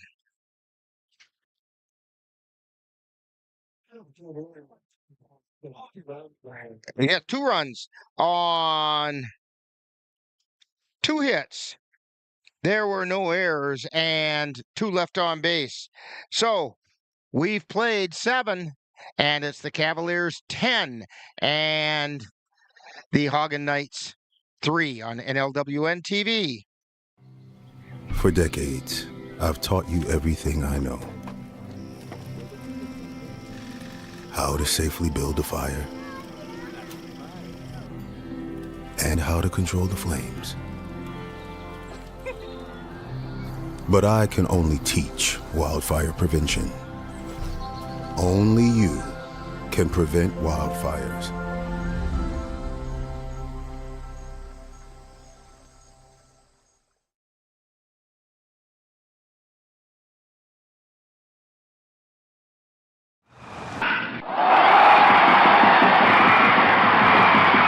Let NLWN-TV and the Northern Light Webcasting Network take you out to the ballgame. Our next game will be on Wednesday, July 17th, as the Cavaliers take on the Beef River Bullfrogs from Spangbird Field in Strong, Wisconsin. Coverage begins with the In the Dugout show at 6:30, followed by live play-by-play action. That's Eau Claire Cavalier baseball on Wednesday, July 17th on NLWN-TV.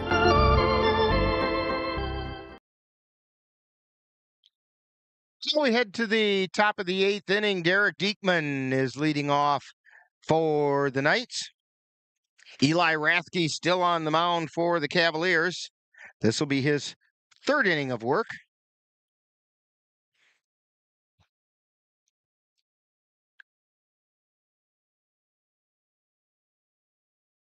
Here's the wind and the pitch.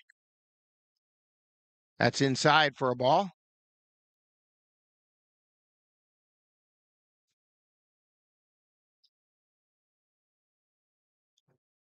And the 1-0 pitch is high and tight for ball 2.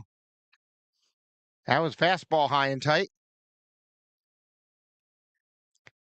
Diekman kind of ducked away from that. Swung on and missed. 2 balls and a strike.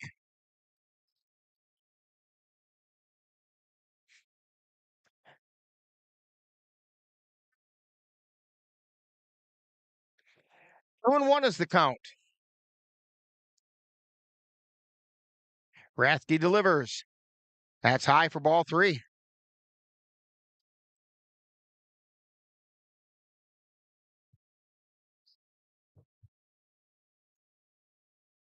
Here's the wind in the pitch. That's high for ball 4.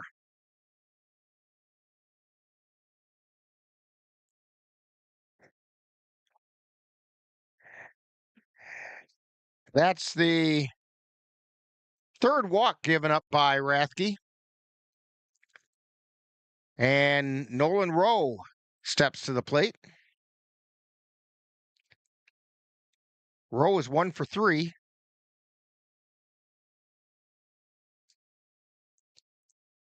And there's a pitch on the outside corner.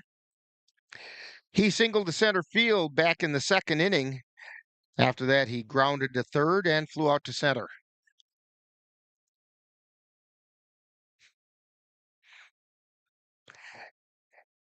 And there's a called strike. No balls and 2 strikes.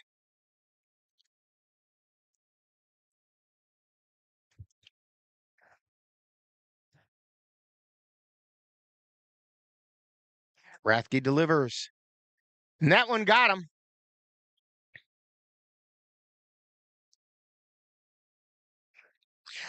So the Knights have runners at 1st and 2nd now with nobody out. So Christian Lindau comes to the plate. He's 1 for 3. He fouled out, then singled to the left, and then went down looking.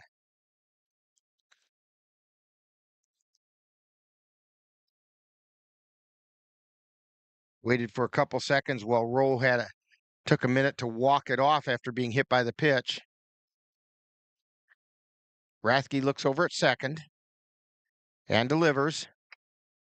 That missed outside.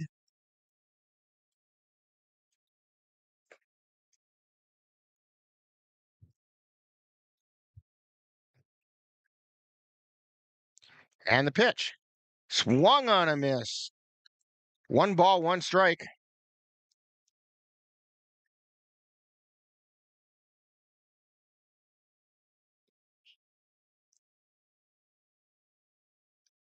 And the pitch. That's inside, ball 2. 2 balls and a strike to Christian Lindau. And there's a pop foul out of play.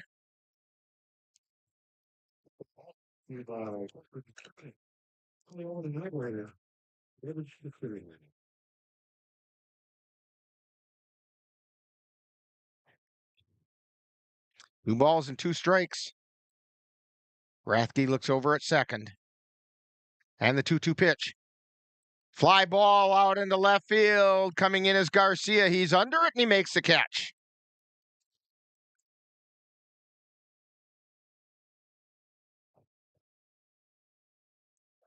It's going to bring up Caleb Paulson.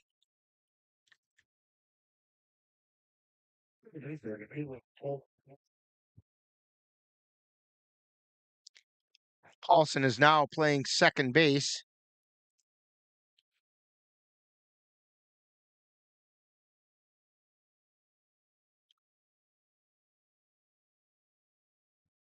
Paulson steps out of the box.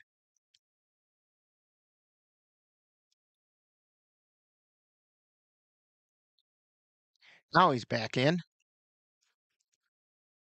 Rathke looks over at second and delivers.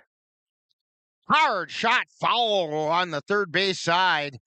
I'm glad there was nobody in those seats in the bleachers because that would have taken a head off. This is why you must always pay attention when you're out in the bleachers.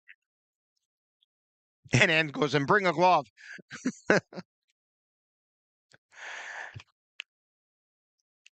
Rathke delivers.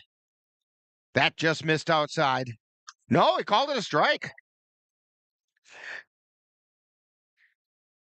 No balls, 2 strikes.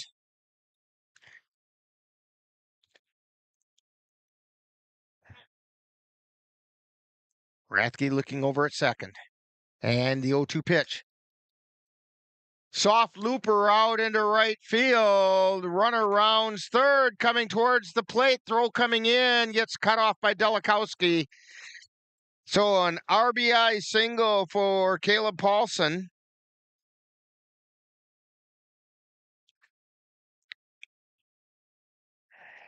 As Diekman comes in to score. Making the score Cavaliers 10 and the Knights 4. Seth Rowe steps to the plate.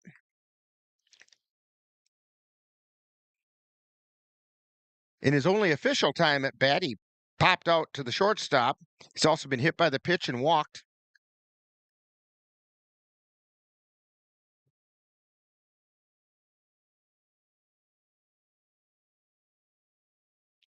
Rathke looks over at second and now delivers. That one's high for a ball.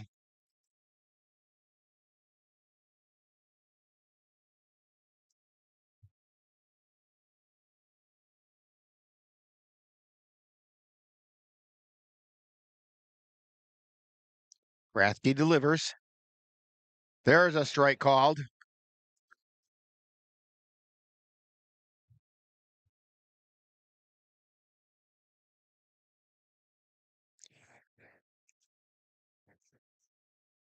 I think the humidity is getting to Rathke a little bit. I heard him say as he was walking in that he can't see.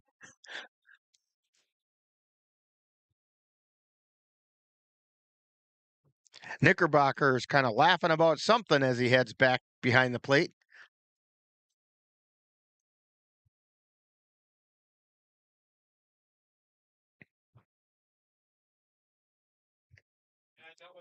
Runner at second.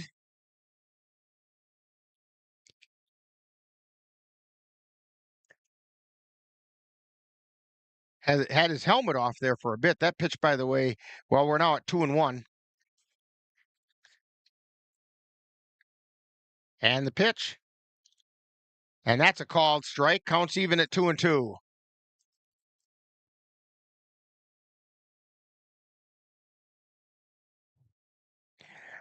Lindau is at second. Paulson at first. And the pitch. Fouled away off the right side.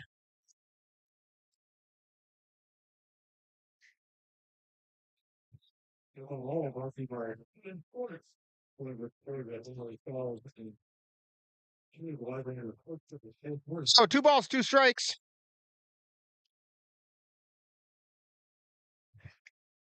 Rathke looks out at second and delivers. And it's chopped foul at the plate. Now it remains 2-2.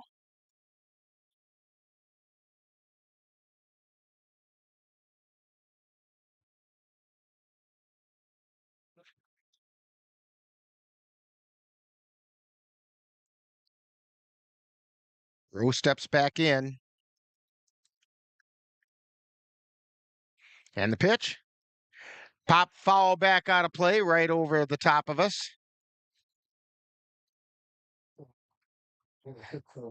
And again, the count remains 2-2.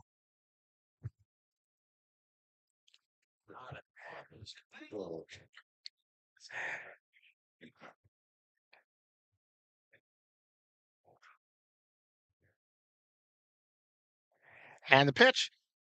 Soft fly ball moving over is Erickson, but making the catch is Cody Dayton over at third.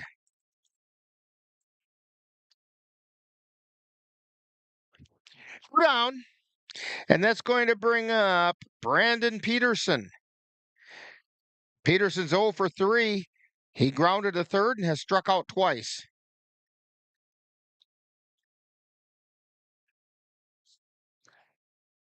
He's the one with the wide open stance.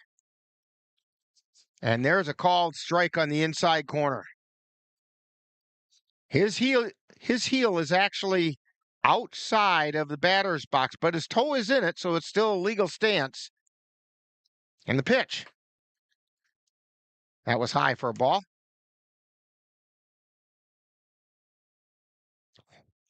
One ball and 1 strike.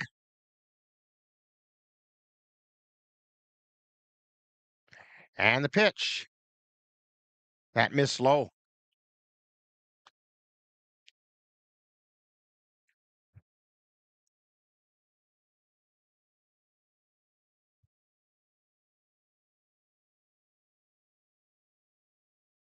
And the pitch. That's a strike called. 2-2 is the count.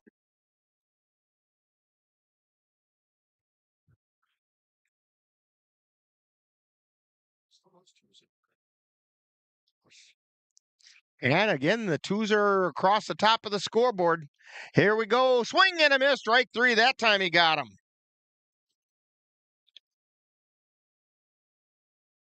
So in the 8th, for the Knights, they do pick up a run on 1 hit. There were no errors, and 2 were left on base. We've completed 7.5, and we've completed 7.5, and it's the Cavaliers 10 and the Haugen Knights 4. For decades, I've taught you everything I know.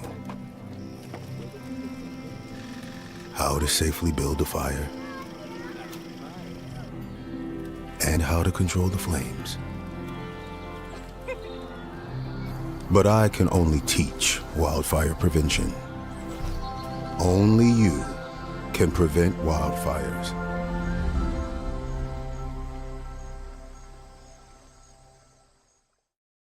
Hi, I'm Smokey Bear, and I made an assistant to help you prevent wildfires. Dude, I've got this. I've been camping since I was 5 years old. But I am a camping influencer. You know what? I'll bet you $5. Okay. Assistant Smokey, what is the best way to put out a campfire? To put out a campfire, drown with water, stir, drown again. Then make sure the fire is out cold by feeling with the back of your hand. Wait, really? I'll take the $5.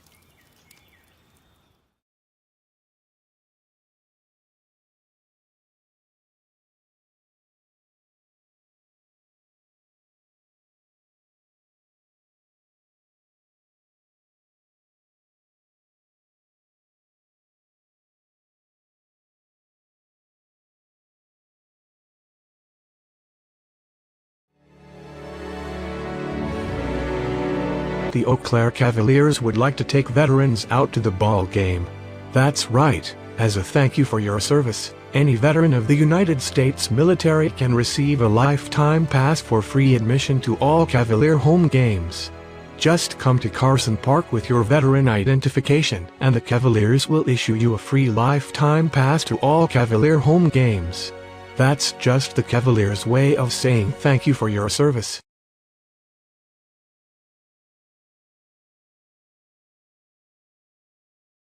There's so many rewards in life. You coming into our home was one of the greatest rewards we could have ever had. You know, it took 20 years, and I got my third child, who was 17 at the time.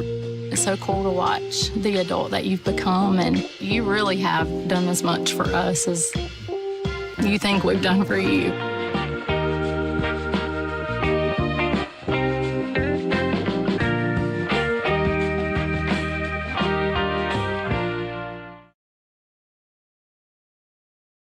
Erickson fouls his first pitch off for a strike.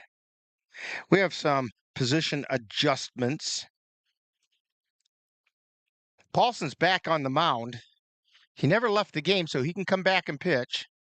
There's another ground ball foul down the left side, which makes Olson go back out to center field and Lindau coming back to second base. Kind of back where they were before last inning.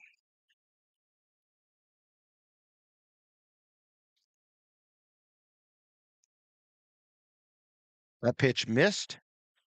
So it's 1 ball and 2 strikes to Caden Erickson. That one also missed. So it's 2-2. Erickson is 0 for 1 today, but he's also walked twice and been hit by the pitch. There's a fly ball out into left field. Moving over and making the catch is Peterson.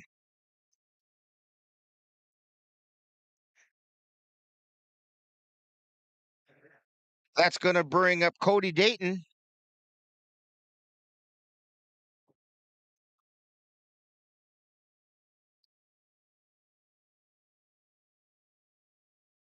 So 1 out. We're in the bottom of the 8th inning.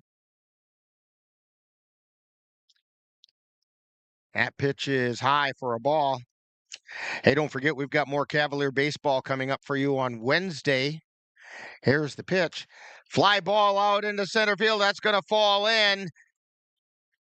And Dayton is checking in at first. He's heading to second. And he stands up there. That's a 2-hit night for Cody Dayton.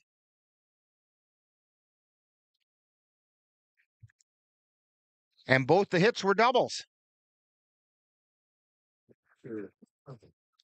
I think they gave him a single, and he went to second on the air because the ball was misplayed out in center field.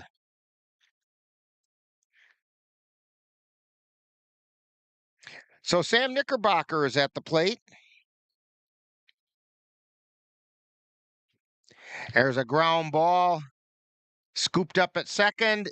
Throw to first. Sam's got a thing going with that second baseman because that's the 4th time tonight he's grounded to second. But it did move Dayton over to third with 2 down. And Jerome Delikowski at the plate.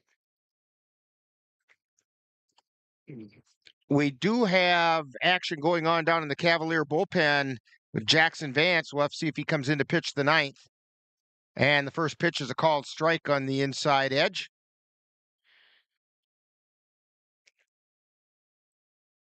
Cavaliers on top, 10-4.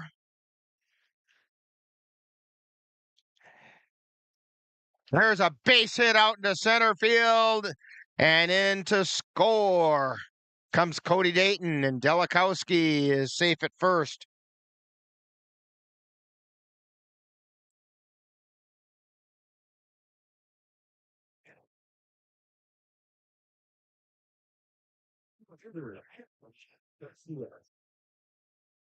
That makes it 11-4. Swing and a miss for a strike.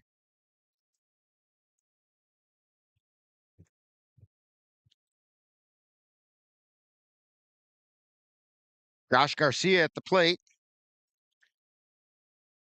And that's fouled back into the net.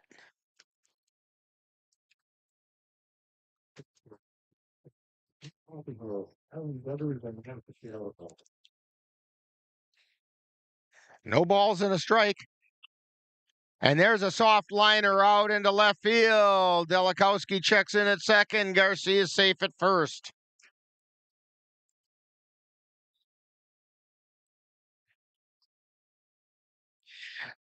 That gives Garcia a 3-hit night. The other two were infield hits. Jackson Vance at the plate. Line shot, base hit out into left field. And they're going to hold the runners up. Bases are now loaded.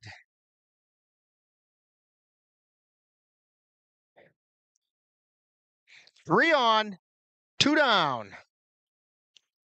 And it brings up Cole Timon.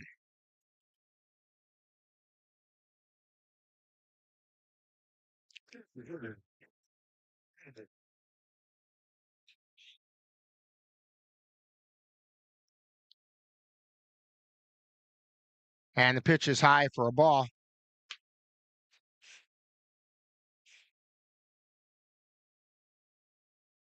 And now the pitch. Fly ball, foul territory on the right side, and hits the fan deck.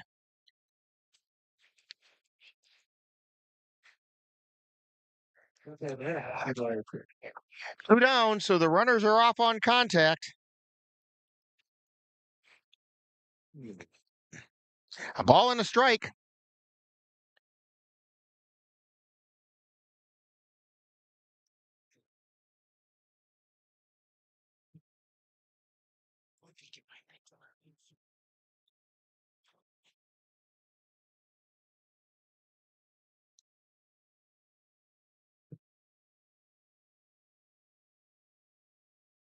Swing and a miss. And Timon goes down swinging.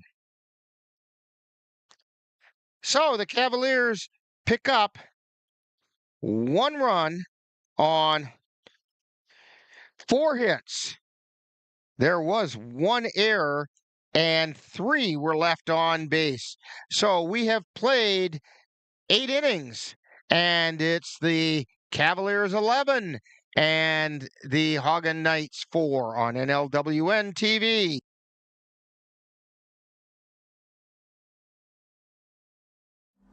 Life doesn't always give you time to change the outcome. Prediabetes does. 1 in 3 adults has prediabetes, but with early diagnosis, prediabetes can be reversed. And you can change the outcome. Take the 1-minute prediabetes risk test today. Go to doihaveprediabetes.org. There's so many rewards in life. You coming into our home was one of the greatest rewards we could have ever had. You know, it took 20 years, and I got my 3rd child, who was 17 at the time. It's so cool to watch the adult that you've become, and you really have done as much for us as you think we've done for you.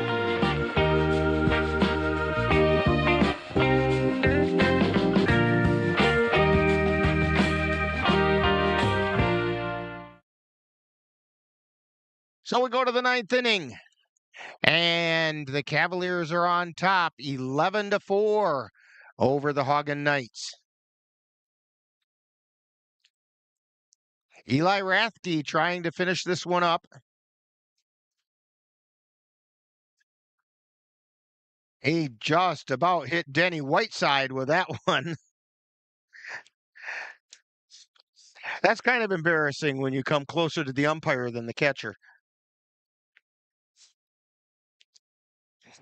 I think every pitcher knows that feeling once in a while, though. Hopefully not very often. All right, leading off for the Haugen Knights is Vaughn Johnson. Johnson singled in his only official at bat. He's also walked twice. He's been on base every time he came up. That pitch is outside for a ball.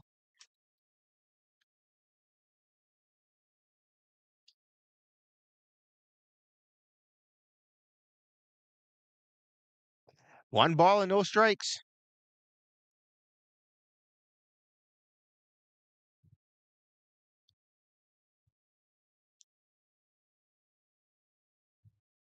And it's out. That pitch was high for a ball. 2 balls, no strikes.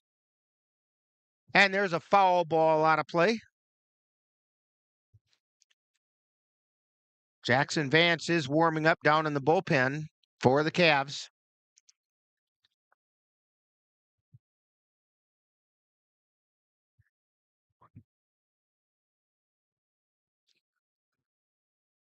And that pitch is a ball. So it's 3-1. Vance is currently the designated hitter for the Cavaliers, so they would just end up eating the designated hitter. And ball 4, and the ball gets past Knickerbocker, and down to first quickly goes Johnson, and he thought about maybe trying to stretch it, but Knickerbocker got on the ball quickly. That's the third walk that Johnson has had, and we have Ryan Bemnister coming to the mound, and he took the ball from Eli Rathke. And so coming into the game is going to be Jackson Vance, and we'll get that all figured out right after this timeout on NLWN-TV.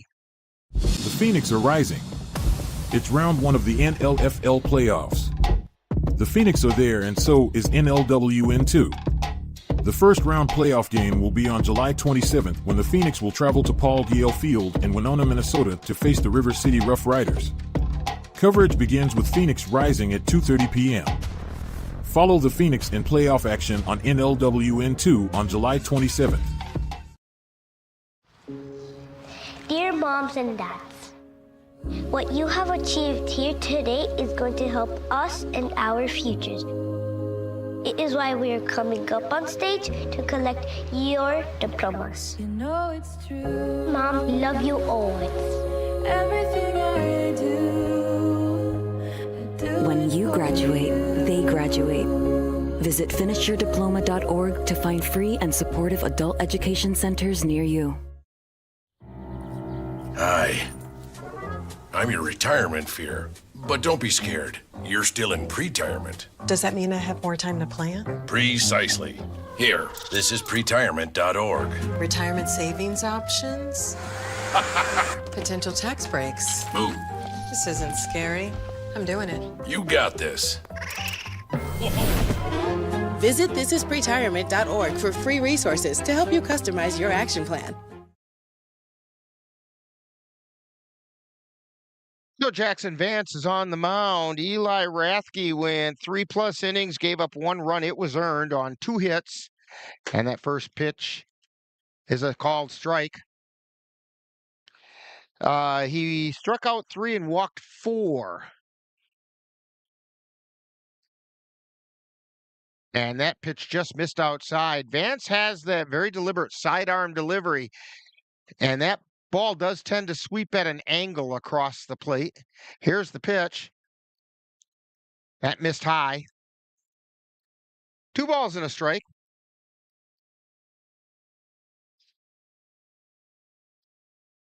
Vance delivers. And that missed inside. 3-1 is the count. Now, Vance struggled over in Hudson on Saturday. Here's the pitch. That one's way outside. That's a ball. So Vance gives up a walk. That's what he had trouble with at Hudson. Cole Paulson comes to the plate. Paulson's 1 for 4. He had a bunt single. That one is inside for a ball. He also got on an air, came around and scored. Popped to short and flew out to left. There's a strike called. 1 ball, 1 strike.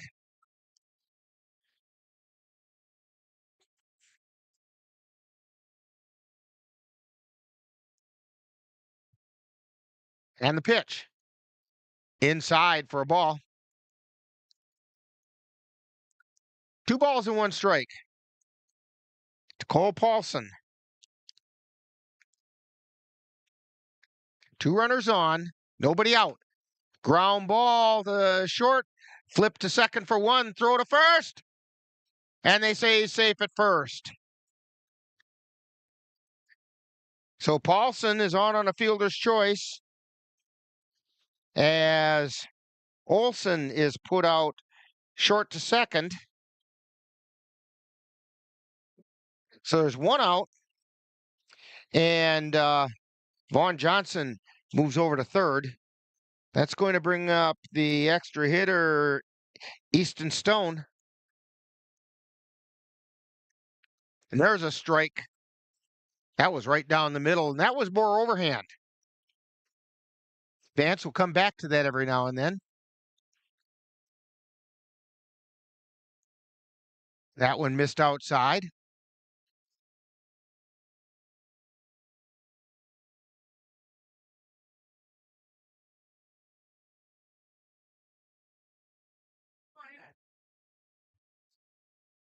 And the pitch. That's outside for a ball. 2 balls and a strike to Stone. And the pitch. That one got Stone right in the shoulder.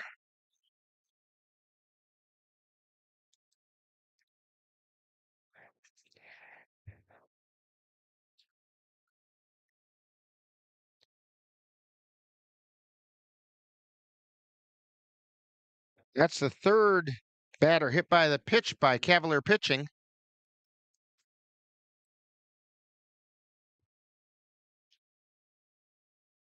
So now the bases are loaded with 1 out.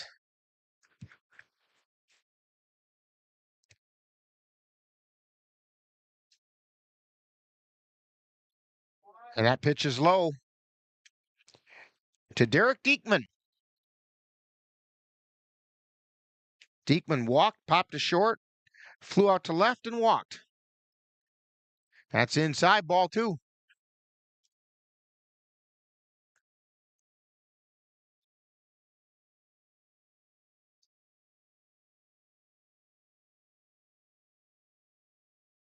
And the pitch. That's a strike.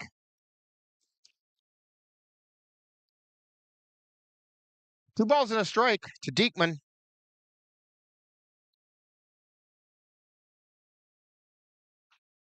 And the pitch. That's outside. It's 3-1.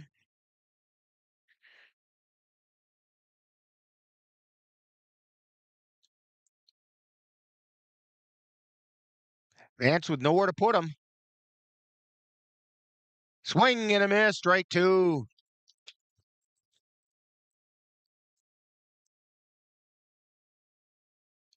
Three balls, 2 strikes, 1 out, bases loaded.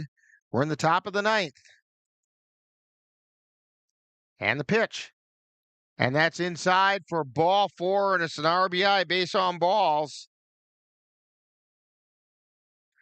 And we do have Xavier Bemnister going down to the bullpen, as is Austin Sells. In to score is Vaughn Johnson.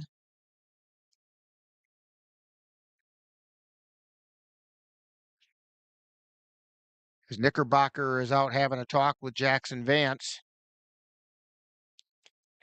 So Paulson is on third. Stone is on second. Diekman on first.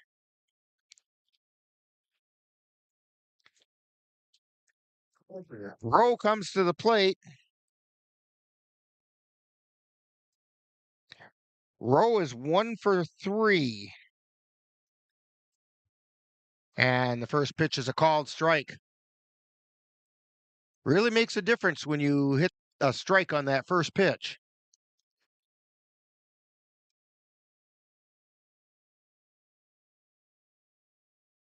Vance delivers. And that's a called strike. Breaking ball caught the corner. And Rowe didn't like that, and he's having some words with Denny Whiteside.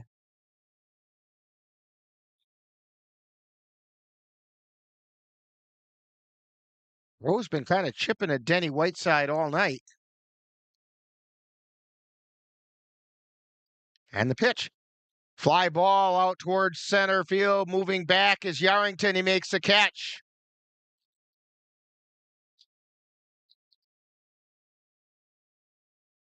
And that means that the Knights are down to their final out. Coming to the plate is Christian Lindau. Lindau is 1 for 4.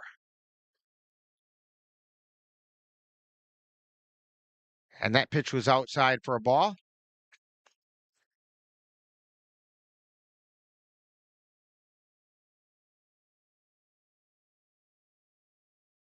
And the pitch. There's a strike on the inside corner.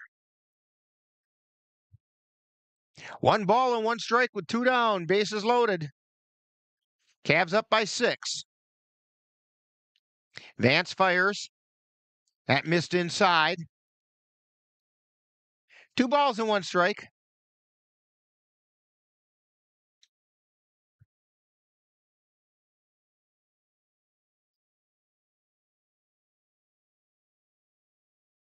And the pitch. That missed inside. 3 balls, 1 strike.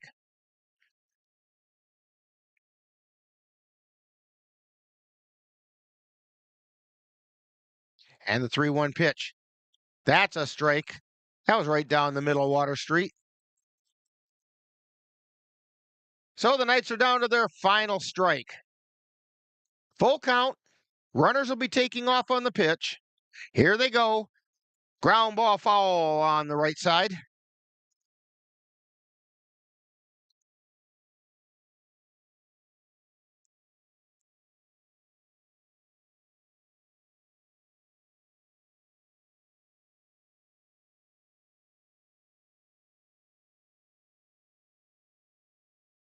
And the pitch. Swing and a miss for strike 3, and that's going to do it. So for the Knights, they picked up 1 run on no hits. There were no Cavalier errors, and 3 were left on base. So, final score in this game is the Cavaliers 11 and the Haugen Knights 5. Winning pitcher is going to be Dalton Steele, and the losing pitcher will be Caleb Paulson. And we'll be back with a lot more on this game right after this timeout on NLWN-TV. You've been watching Eau Claire Cavalier Baseball on NLWN-TV. This copyrighted presentation has been a production of the Northern Light Webcasting Network in conjunction with the Eau Claire Cavaliers and is intended for the enjoyment of the viewing and listening audience. Any broadcast, rebroadcast, or reproduction in any form without the express written consent of the Northern Light Webcasting Network LLC and the Eau Claire Cavaliers is prohibited. Stay tuned. Coming up next is Talkin' Baseball, with a look back at today's game.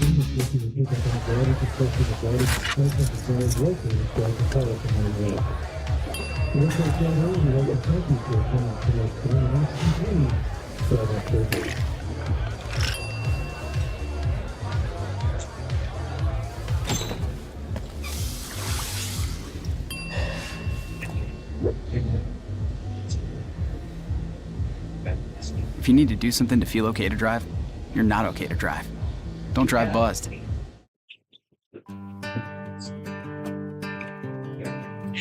Yeah, it's like. Time now for Talkin' Baseball with a wrap-up of today's Eau Claire Cavalier game. And now, back out to the ballpark.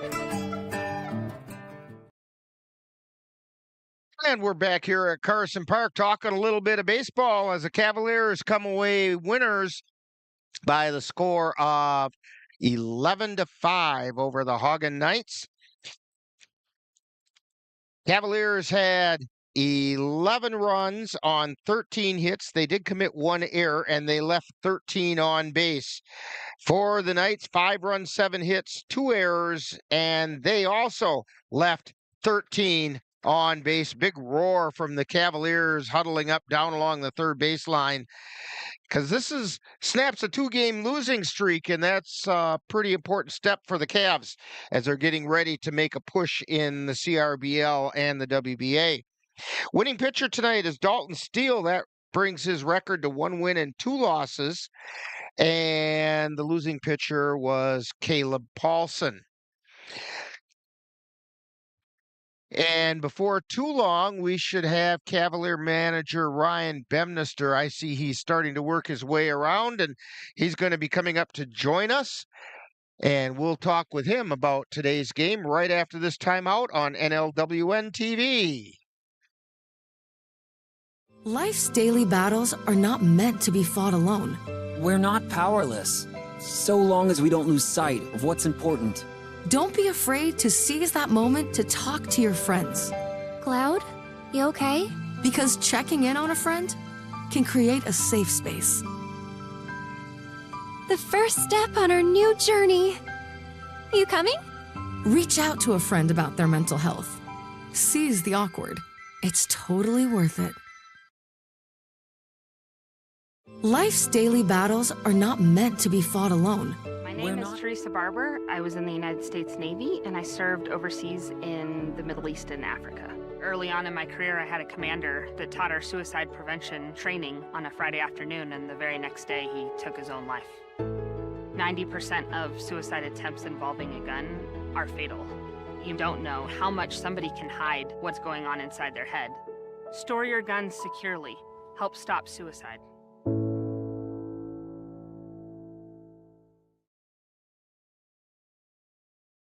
My name is Teresa Barber. I was in the United States Navy.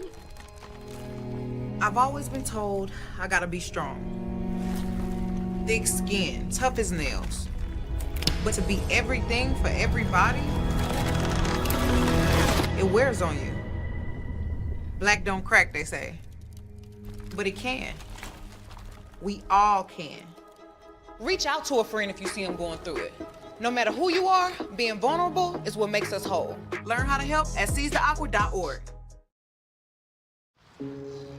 Dear moms and dads, what you have achieved here today is going to help us and our futures. It is why we are coming up on stage to collect your diplomas. You know it's true. Mom, we love you always. Everything I do. When you graduate, they graduate. Visit finishyourdiploma.org to find free and supportive adult education centers near you. And we're back here at Carson Park, and joining us is Ryan Bemnister. And hey, snap that 2-game losing streak. Get that into the history books. It's done. Yeah, sure. Good win. Enthusiasm there, Ryan. Hey, we worked hard. They worked hard. It's nice of Haugen to come and play us an hour and a half away on a Monday night. I'd like to get those guys on the schedule a couple times next year for like a home and home. That'd be great. Good group of guys over there. They can hit the ball. I can tell you that. Wow. They hit it hard. It either was right at somebody or foul. Well, and that's the thing we talked about. I mean, I think we had, what did we have, 2 errors in the game? Yes. I don't think one should have been in there, and nobody else does either, but that's